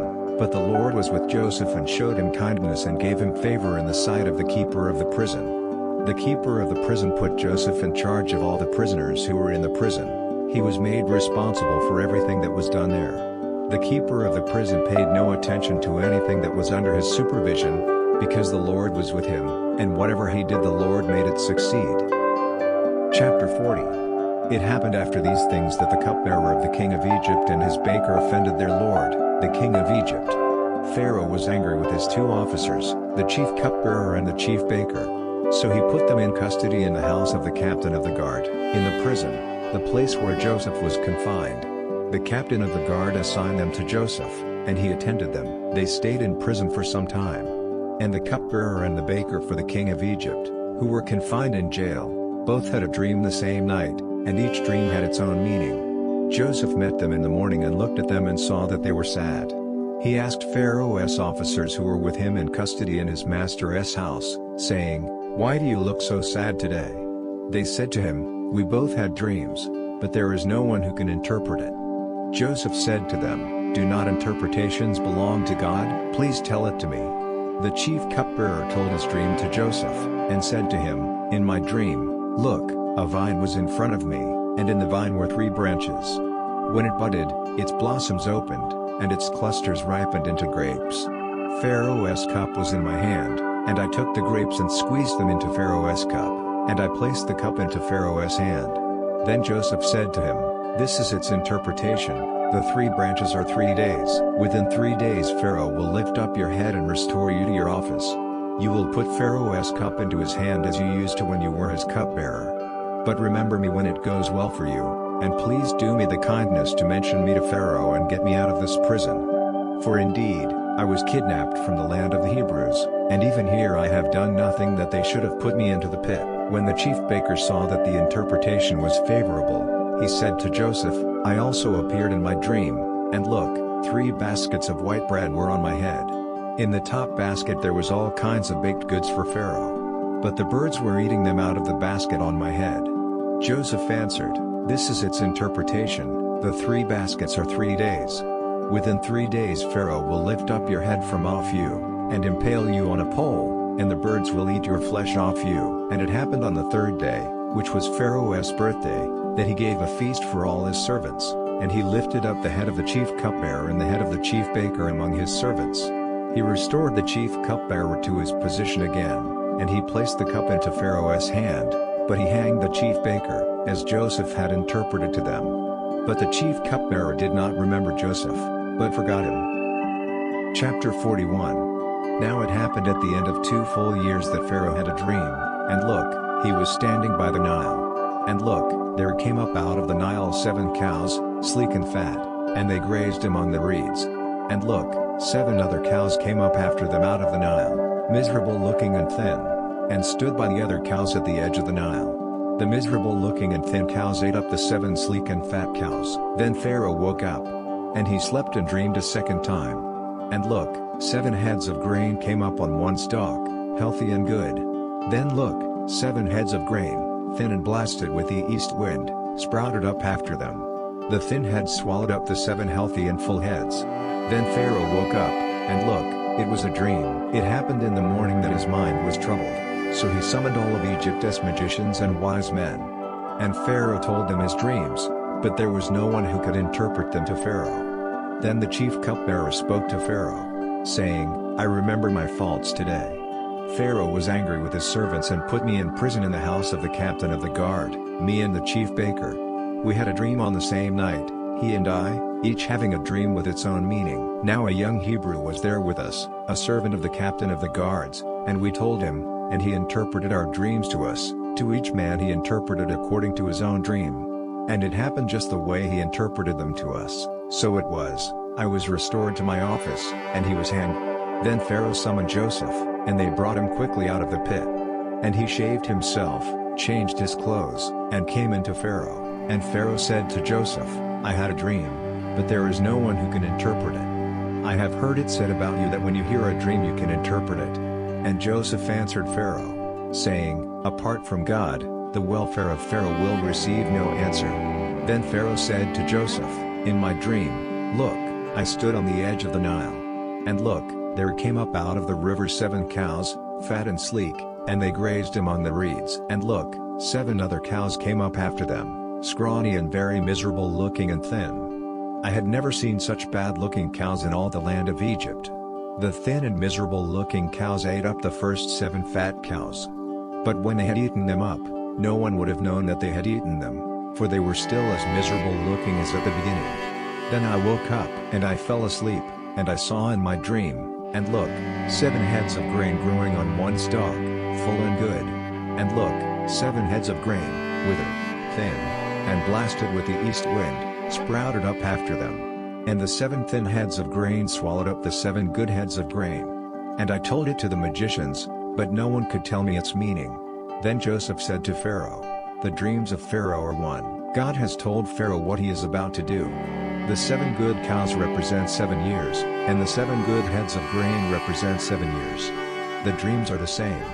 And the 7 thin and miserable-looking cows that came up after them represent 7 years, and also the 7 empty heads of grain blasted with the east wind. They are 7 years of famine. It is just as I said to Pharaoh. God has shown Pharaoh what he is about to do. Look, 7 years of great abundance will come throughout all the land of Egypt. But after them 7 years of famine will come, and all the abundance will be forgotten in the land of Egypt. The famine will devastate the land, and the abundance will not be remembered in the land because of the famine that follows it, for it will be very severe. Now the dream was repeated to Pharaoh twice because the matter has been fixed by God, and God will carry it out soon. Now therefore Pharaoh should look for a discerning and wise man, and give him authority over the land of Egypt.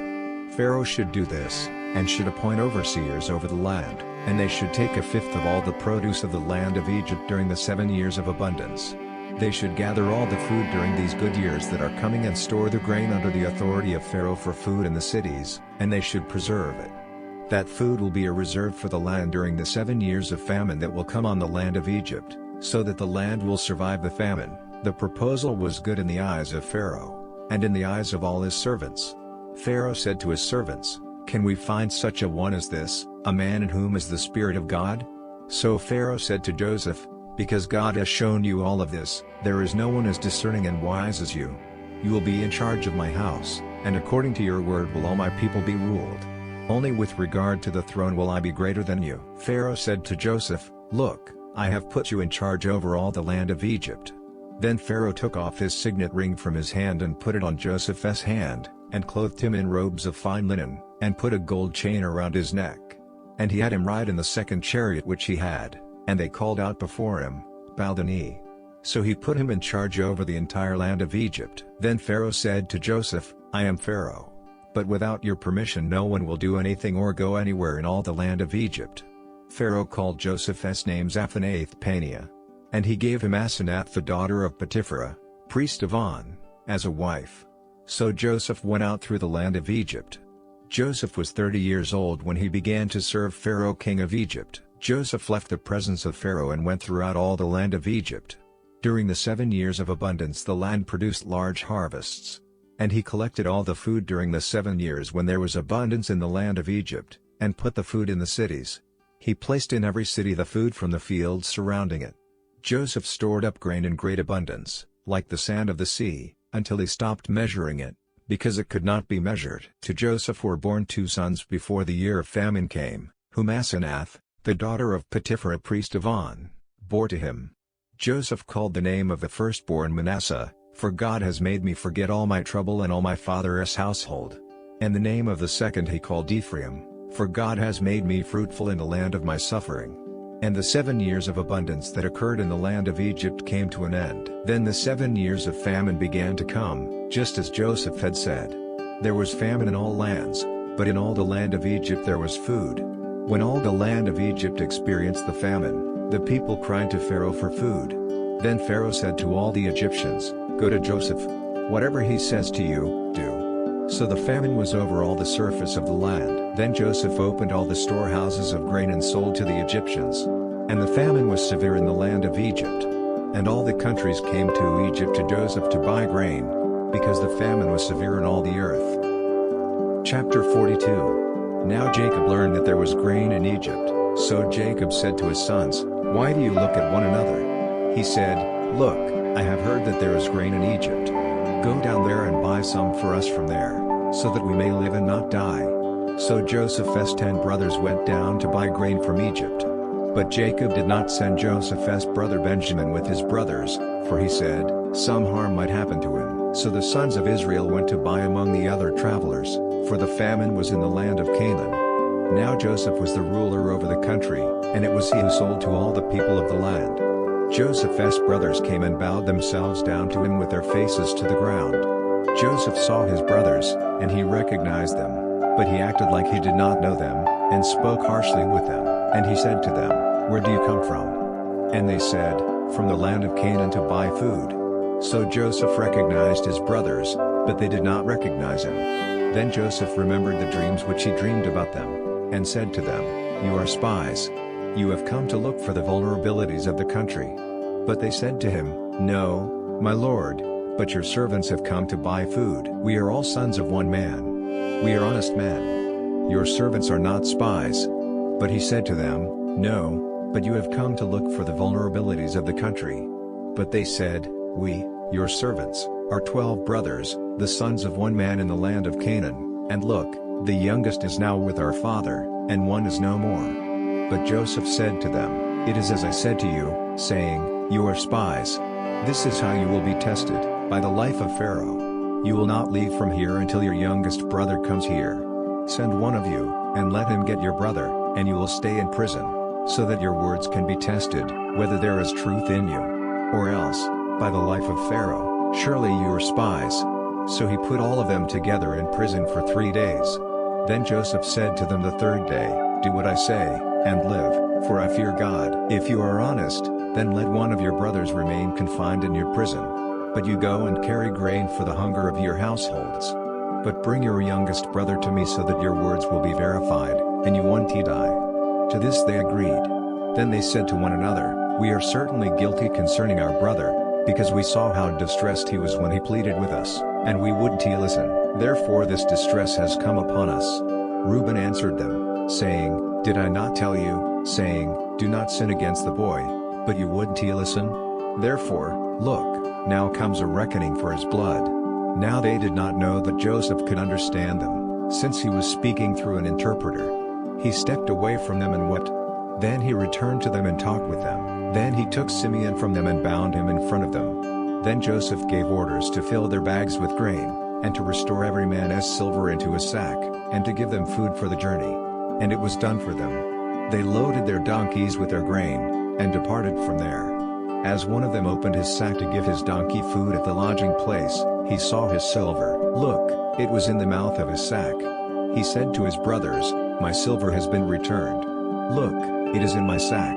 And they were dismayed, and they turned trembling to one another, saying, "What is this that God has done to us?" Then they returned to their father Jacob to the land of Canaan, and told him all that had happened to them, saying, "The man, the lord of the country, spoke harshly to us, and accused us of being spies of the country. But we said to him, 'We are honest men, we are not spies. We are 12 brothers, sons of our father, one is no more, and the youngest is now with our father in the land of Canaan.' The man, the lord of the country, said to us, 'By this I will know that you are honest men. Leave one of your brothers with me, and take grain for the hunger of your households, and go your way. Bring your youngest brother to me. Then I will know that you are not spies, but that you are honest men. So I will deliver your brother to you, and you may travel in the land.' Then it happened as they emptied their sacks, that look, every man's bag of silver was in his sack. When they and their father saw their bags of silver, they were afraid. Then their father Jacob said to them, 'You have deprived me of my children. Joseph is no more, Simeon is no more, and you want to take Benjamin away. All this has come against me.' Reuben spoke to his father, saying, 'Kill my 2 sons if I do not bring him to you. Put him in my care, and I will bring him back to you.' But he said, 'My son will not go down with you, for his brother is dead, and he alone is left. If harm should happen to him on the journey you are taking, then you will bring down my gray hairs with sorrow to Sheol.'" Chapter 43. Now the famine was severe in the land. So it came about when they had eaten up the grain which they had brought out of Egypt, that their father said to them, "Go again. Buy us a little more food." But Judah spoke to him, saying, "The man strictly warned us, saying, 'You may not see my face unless your brother is with you. If you will send our brother with us, we will go down and buy you food. But if you will not send him, we will not go down, for the man said to us, "You may not see my face unless your brother is with you."' Then Israel said, 'Why did you bring this trouble on me by telling the man that you had another brother?' They said, 'The man kept asking about ourselves, and concerning our relatives, saying, "Is your father still alive? Do you have another brother?" So we just answered his questions. How are we to know that he would say, 'Bring your brother down'?" Then Judah said to his father Israel, "Send the boy with me and we'll get up and go, so that we may live and not die, both we and you, and also our little ones. I will be collateral for him. You can hold me responsible for him. If I fail to bring him to you and set him before you, Then let me bear the blame forever, for if we hadn't delayed, surely we would have returned a second time by now." Then their father Israel said to them, "If it must be so, then do this. Take some of the best fruits of the land in your bags and bring a gift for the man, a little balm, a little honey, spices and myrrh, pistachio nuts and almonds. Take twice as much silver in your hand, and take back the silver that was returned in the mouth of your sacks. Perhaps it was an oversight. Take your brother also, and get up, go back to the man. And may El Shaddai grant you mercy before the man, that he may release to you your other brother and Benjamin. If I am deprived of my children, then I am deprived." The men took this gift, and they took twice as much silver with them, and Benjamin. Then they got up and went down to Egypt, and presented themselves before Joseph. When Joseph saw Benjamin with them, he said to the servant of his house, "Bring the men into the house, and slaughter an animal and prepare it, for the men will eat with me at noon." The man did as Joseph had said, and the man brought the men to Joseph's house. But the men were afraid because they were brought to Joseph's house, and they said, "It is because of the silver that was returned in our sacks the first time that we are brought here, so that he may capture us, and make us slaves, and take our donkeys." So they came near to the man of Joseph's house, and they spoke to him at the entrance of the house, and said, "My lord, we indeed came down the first time to buy food. But when we came to the lodging place, we opened our sacks, and look, every man's silver was in the mouth of his sack, our silver in full weight. So we have brought it back in our hand. We have brought down additional silver with us to buy food. We do not know who put our silver in our sacks." He said, "Peace to you. Do not be afraid. Your God and the God of your father has given you treasure in your sacks. I received your silver." Then he brought Simeon out to them. The man brought the men into Joseph's house and gave them water, and they washed their feet. Then he gave their donkeys food. They prepared the gift for Joseph's arrival at noon, for they heard that they would eat a meal there. When Joseph came home, they prepared the gift they had brought with them into the house, and bowed themselves down to him with their face to the ground. Then he asked them of their welfare, and said, "Is your father well, the old man of whom you spoke? Is he still alive?" And they answered, "Your servant, our father, is well. He is still alive." Then he said, "Blessed be that man by God." And they bowed and prostrated themselves. And he looked up and saw his brother Benjamin, his mother's son, and said, "Is this your youngest brother, of whom you told me about?" Then he said, "God be gracious to you, my son." Then Joseph hurried out, for he was overcome with emotion because of his brother, and he was at the point of tears. So he entered into his chamber and wept there. Then he washed his face and came out. And he controlled himself and said, "Serve the food." They served him by himself, and them by themselves, and the Egyptians who ate with him by themselves, because the Egyptians could not eat food with the Hebrews, for that is disgraceful to the Egyptians. And they sat before him, the firstborn according to his birthright, and the youngest according to his youth, and the men looked at each other with amazement. Then he gave portions to them in front of him, but Benjamin's portion was 5 times as much as any of theirs, so they drank until they all became drunk. Chapter 44.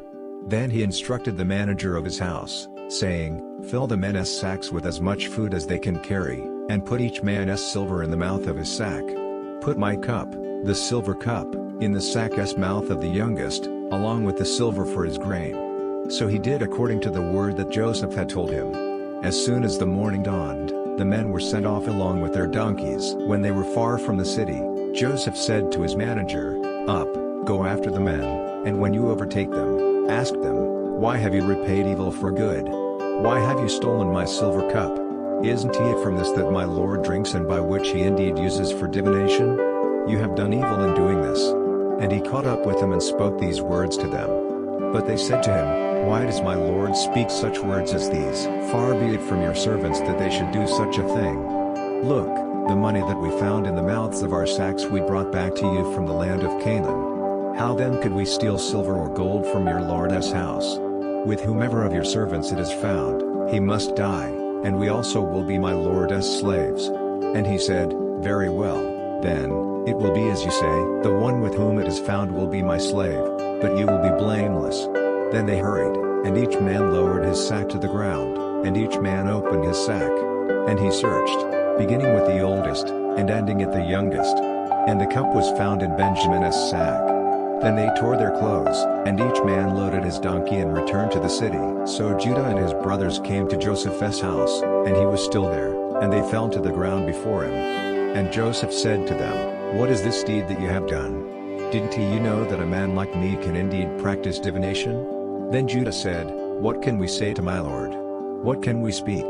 And how can we clear ourselves? God has uncovered the guilt of your servants. Look, we are my lord's slaves, both we, and the one in whose possession the cup was found."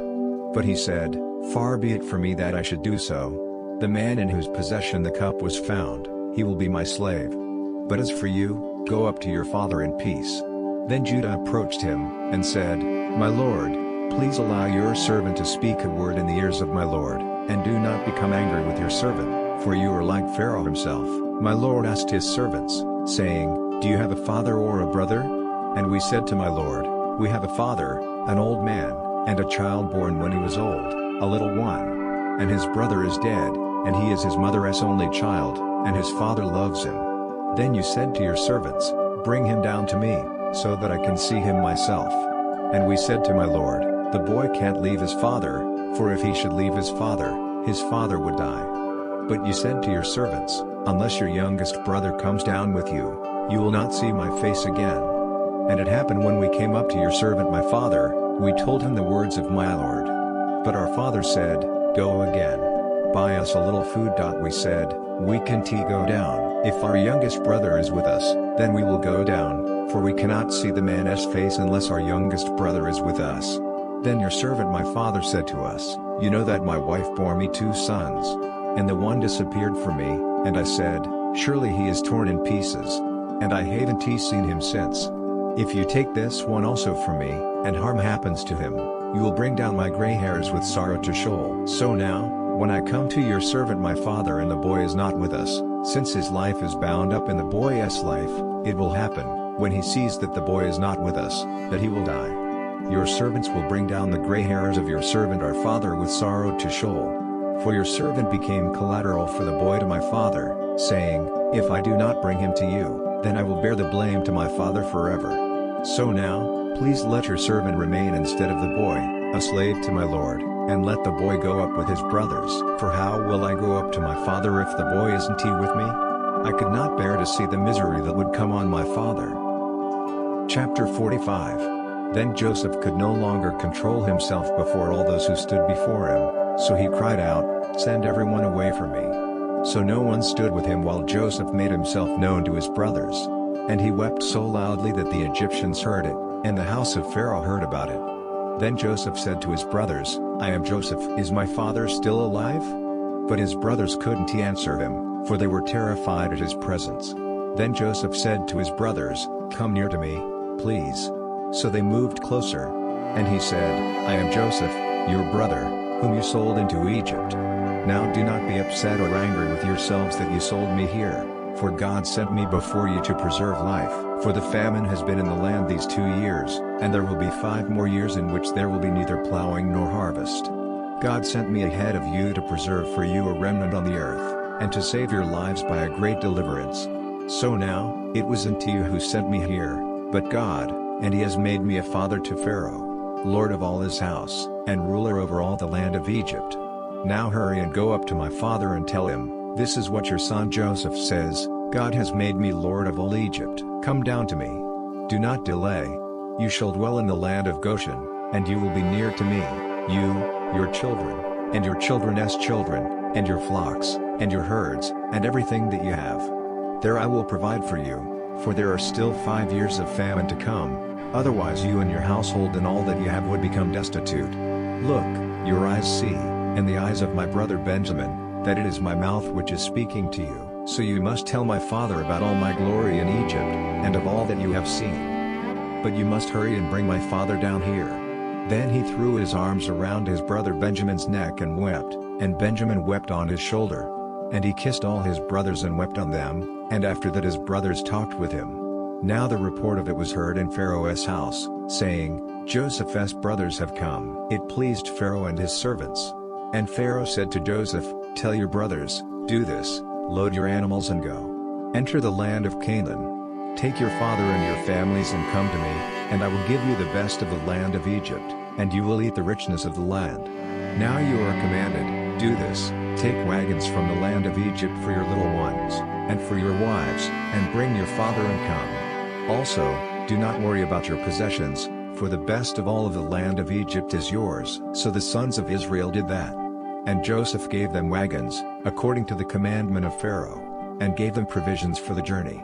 He gave to all of them, to each one, a change of clothing.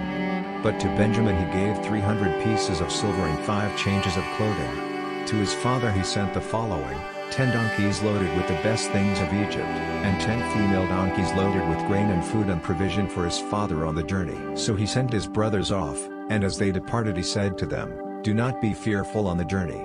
So they went up out of Egypt and came into the land of Canaan to their father Jacob.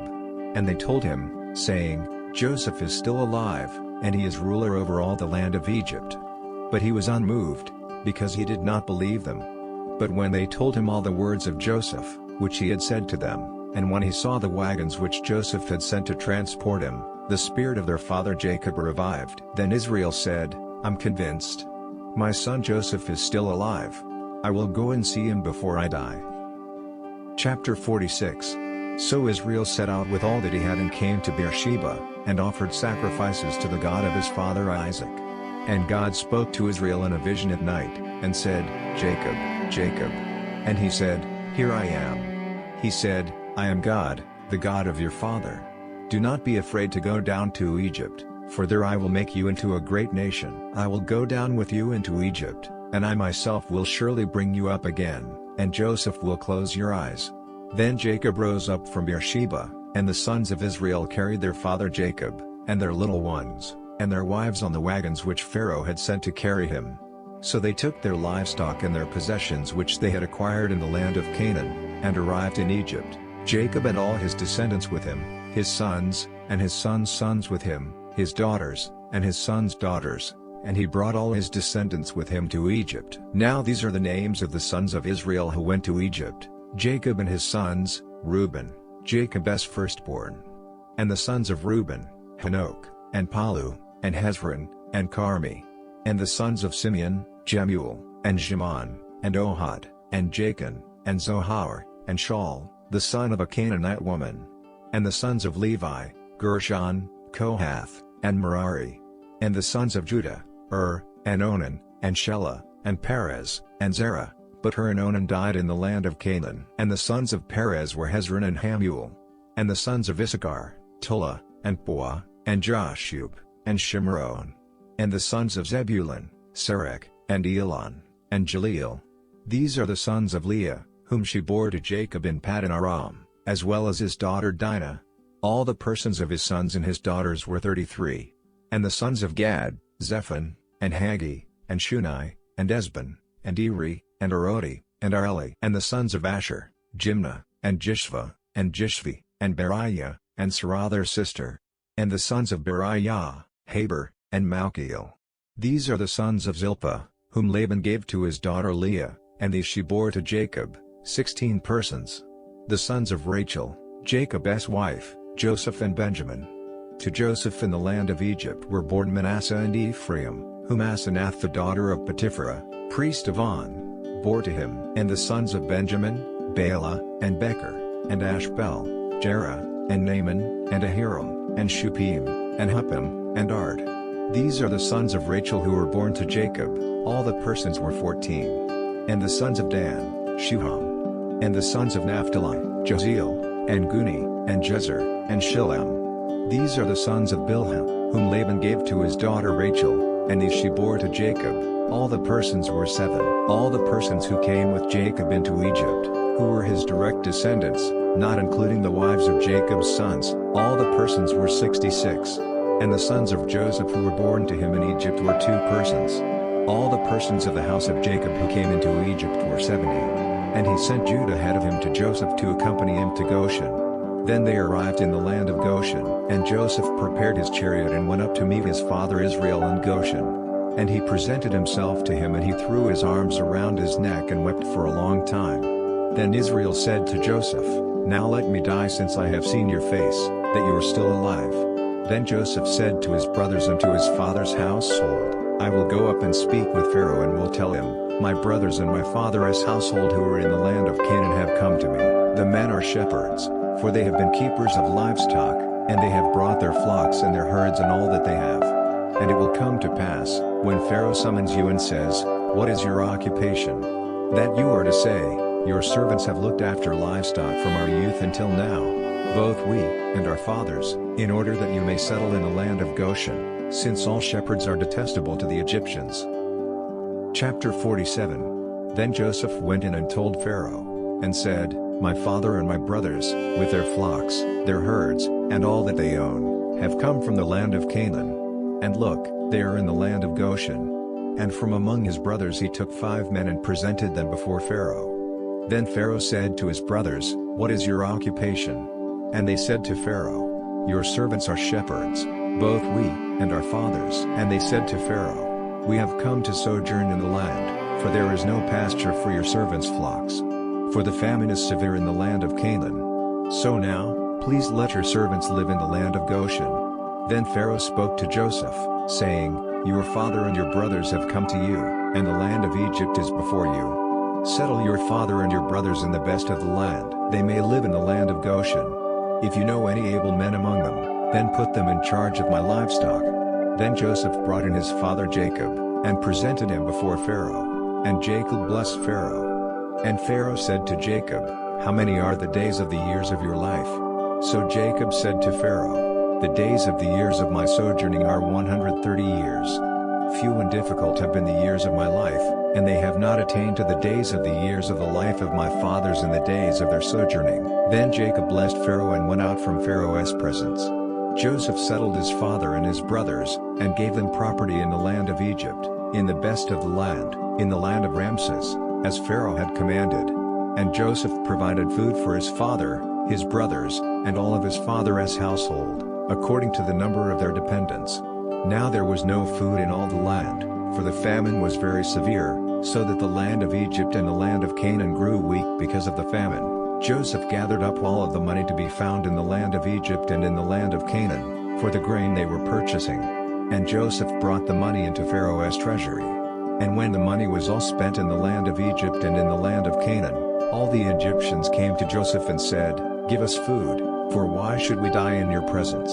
For our money is gone. Then Joseph said, give me your livestock and I will give you food for your livestock, if your silver is gone. So they brought their livestock to Joseph, and Joseph gave them food in exchange for the horses, and for the flocks, and for the cattle, and for the donkeys. And he fed them with food in exchange for all their livestock for that year. When that year was over, they came to him the next year and said to him, we will not hide from my lord that all our silver is spent and that the herds of livestock belong to my lord. There is nothing left, as my lord can see, except our bodies and our lands. Why should we die before your eyes, both we and our land? Buy us and our land in exchange for food, and we and our land will be servants to Pharaoh. Give us seeds so that we may live and not die, and that the land won't become desolate. So Joseph bought all the land of Egypt for Pharaoh, because every Egyptian sold his field, since the famine was severe on them, so the land became Pharaoh's. And as for the people, he subjugated them as slaves from one end of the border of Egypt to the other end of it. Only he did not buy the land of the priests, for the priests had an allotment from Pharaoh, and they lived off their allotment which Pharaoh gave them. Therefore they did not have to sell their land. Then Joseph said to the people, look, I have bought you and your land today for Pharaoh. Look, here is seed for you so you can plant the seed in the land.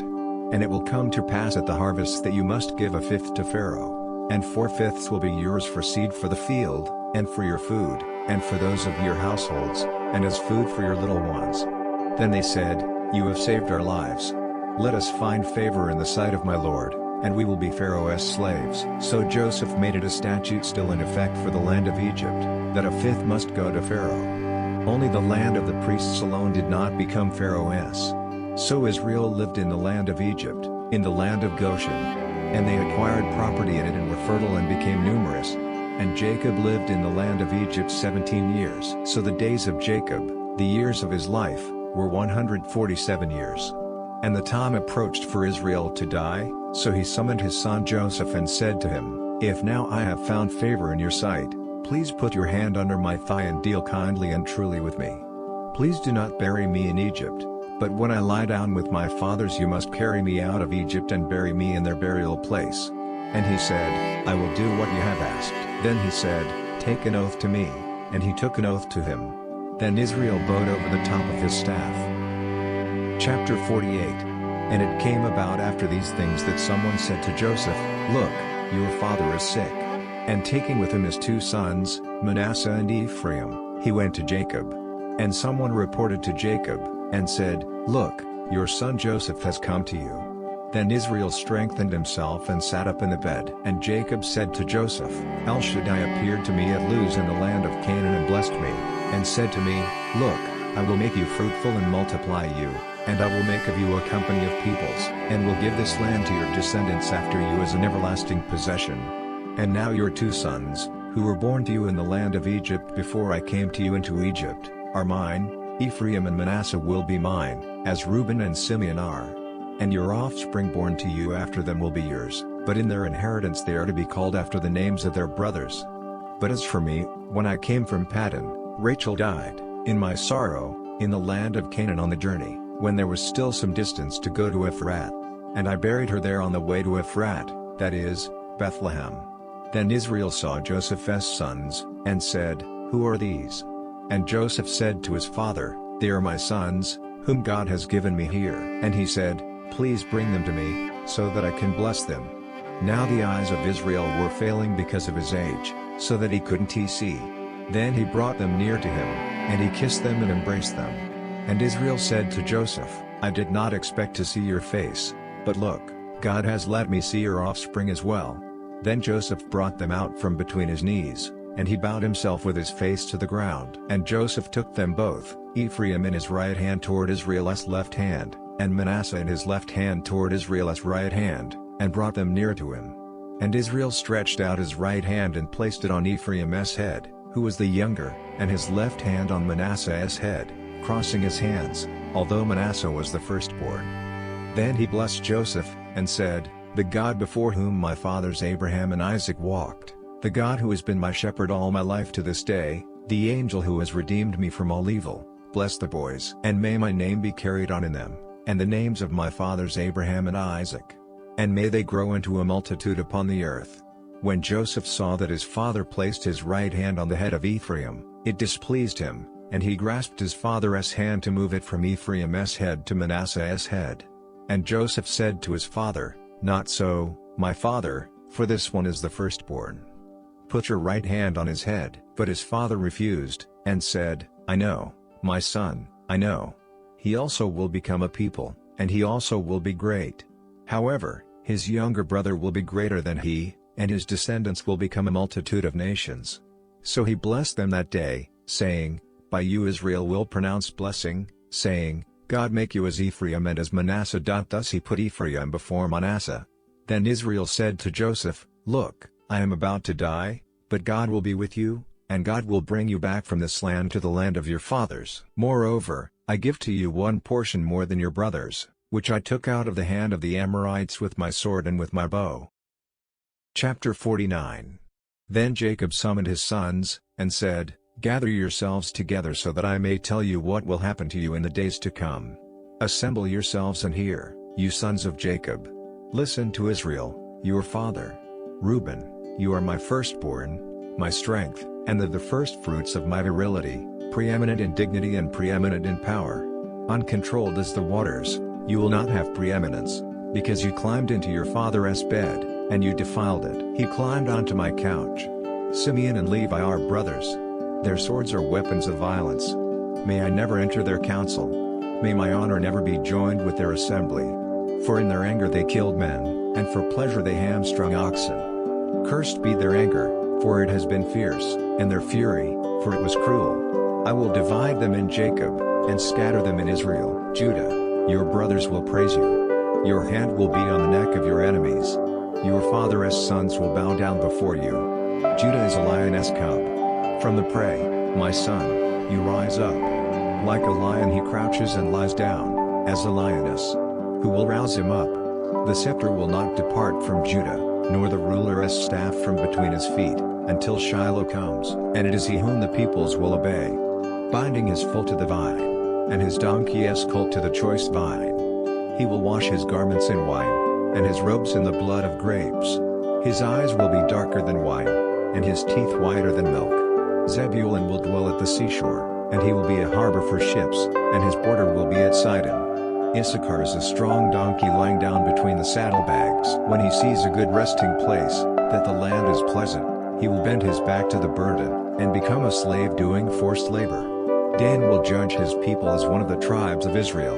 Dan will be a serpent on the road, a viper by the path, that bites the horse's heels so that his rider falls backward. I wait for your salvation, Lord.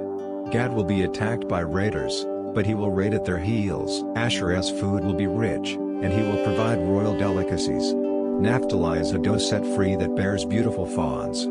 Joseph is a fruitful son by a spring. His branches run over a wall. The archers will attack him with bitterness, and shoot at him, and harass him. Yet his bow will remain steady, and his arms will be made agile by the hands of the mighty one of Jacob, by the name of a shepherd, the rock of Israel, by the God of your father, who will help you, and by Shaddai, who will bless you with blessings of the sky above, blessings of the deep that lies below, and blessings of the breasts and of the womb. The blessings of your father are greater than the blessings of the ancient mountains, and the bounty of the everlasting hills. They will be on the head of Joseph, and on the brow of the prince among his brothers. Benjamin is a ravenous wolf. In the morning he will devour the prey, and at evening he will divide the plunder. All these are the 12 tribes of Israel, and this is what their father said to them when he blessed them. He blessed each one with his own individual blessing. Then he instructed them, and said to them, I am to be gathered to my people. Bury me with my fathers in the cave that is in the field of Ephron the Hittite, in the cave that is in the field of Machpelah, which is near Mamre in the land of Canaan, which Abraham bought along with the field from Ephron the Hittite as a burial place. There they buried Abraham and his wife Sarah. There they buried Isaac and his wife Rebekah, and there I buried Leah. The field and the cave that is in it were purchased from the sons of Heth. When Jacob finished instructing his sons, he drew his legs up into the bed and breathed his last, and was gathered to his people. Chapter 50. Then Joseph hugged his father's face, and wept over him, and kissed him. Joseph commanded his servants the physicians to embalm his father. So the physicians embalmed Israel. 40 days were required for it, for that is how many the days it takes for embalming. The Egyptians mourned for him for 70 days. When the days for mourning for him had passed, Joseph spoke to the house of Pharaoh, saying, If now I have found favor in your sight, please speak in the ears of Pharaoh, saying, My father made me take an oath, saying, Look, I am dying. Bury me in the tomb that I dug for myself in the land of Canaan. Now therefore, please let me go up and bury my father, and I will return again. And Pharaoh said, Go up, and bury your father, in keeping with your oath. So Joseph went up to bury his father, and all the officials of Pharaoh went up with him, the elders of his household, and all the elders of the land of Egypt, all the household of Joseph, his brothers, and his father's household. Only their little ones, and their flocks, and their herds, they left in the land of Goshen. And there went up with him both chariots and horsemen. It was a very large company. Then they came to the threshing floor of Atad which is across the Jordan, and they mourned there with a great and very bitter lamentation. And he observed 7 days of mourning for his father. When the inhabitants of the land, the Canaanites, saw the mourning at the threshing floor of Atad, they said, This is a deep mourning by the Egyptians. Therefore, its name was called Abel Mizraim, which is across the Jordan. So his sons did to him just as he commanded them, for his sons carried him into the land of Canaan and buried him in the cave of the field of Machpelah near Mamre, which Abraham bought along with the field as a burial site from Ephron the Hittite. Then after he had buried his father, Joseph returned to Egypt, he and his brothers and all that went up with him to bury his father. When Joseph's brothers saw that their father was dead, they said, It may be that Joseph will hate us, and will pay us back in full for all of the evil that we did to him. So they sent a message to Joseph, saying, Your father gave this command before he died, saying, Thus you are to tell Joseph, Now please forgive the transgression of your brothers and their sin, because they did evil to you. And now, please forgive the transgression of the servants of the God of your father died. And Joseph wept when they spoke to him. Then his brothers also went and fell down in front of him, And they said, "Look, we are your slaves." But Joseph said to them, "Do not be afraid, for am I in the place of God? As for you, you meant evil against me, but God turned it into good in order to bring about this present result, to save the lives of many people. So therefore, do not be afraid. I will provide for you and your little ones." And he consoled them and spoke kindly to them. So Joseph lived in Egypt, he, and his father's household. And Joseph lived 110 years. Joseph saw Ephraim's descendants to the third generation. The children also of Machir, the son of Manasseh, were counted as Joseph's own.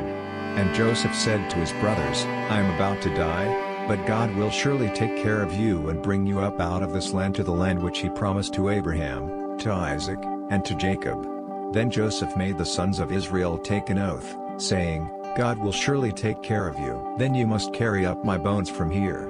So Joseph died, being 110 years old, and they embalmed him and placed him in a coffin in Egypt.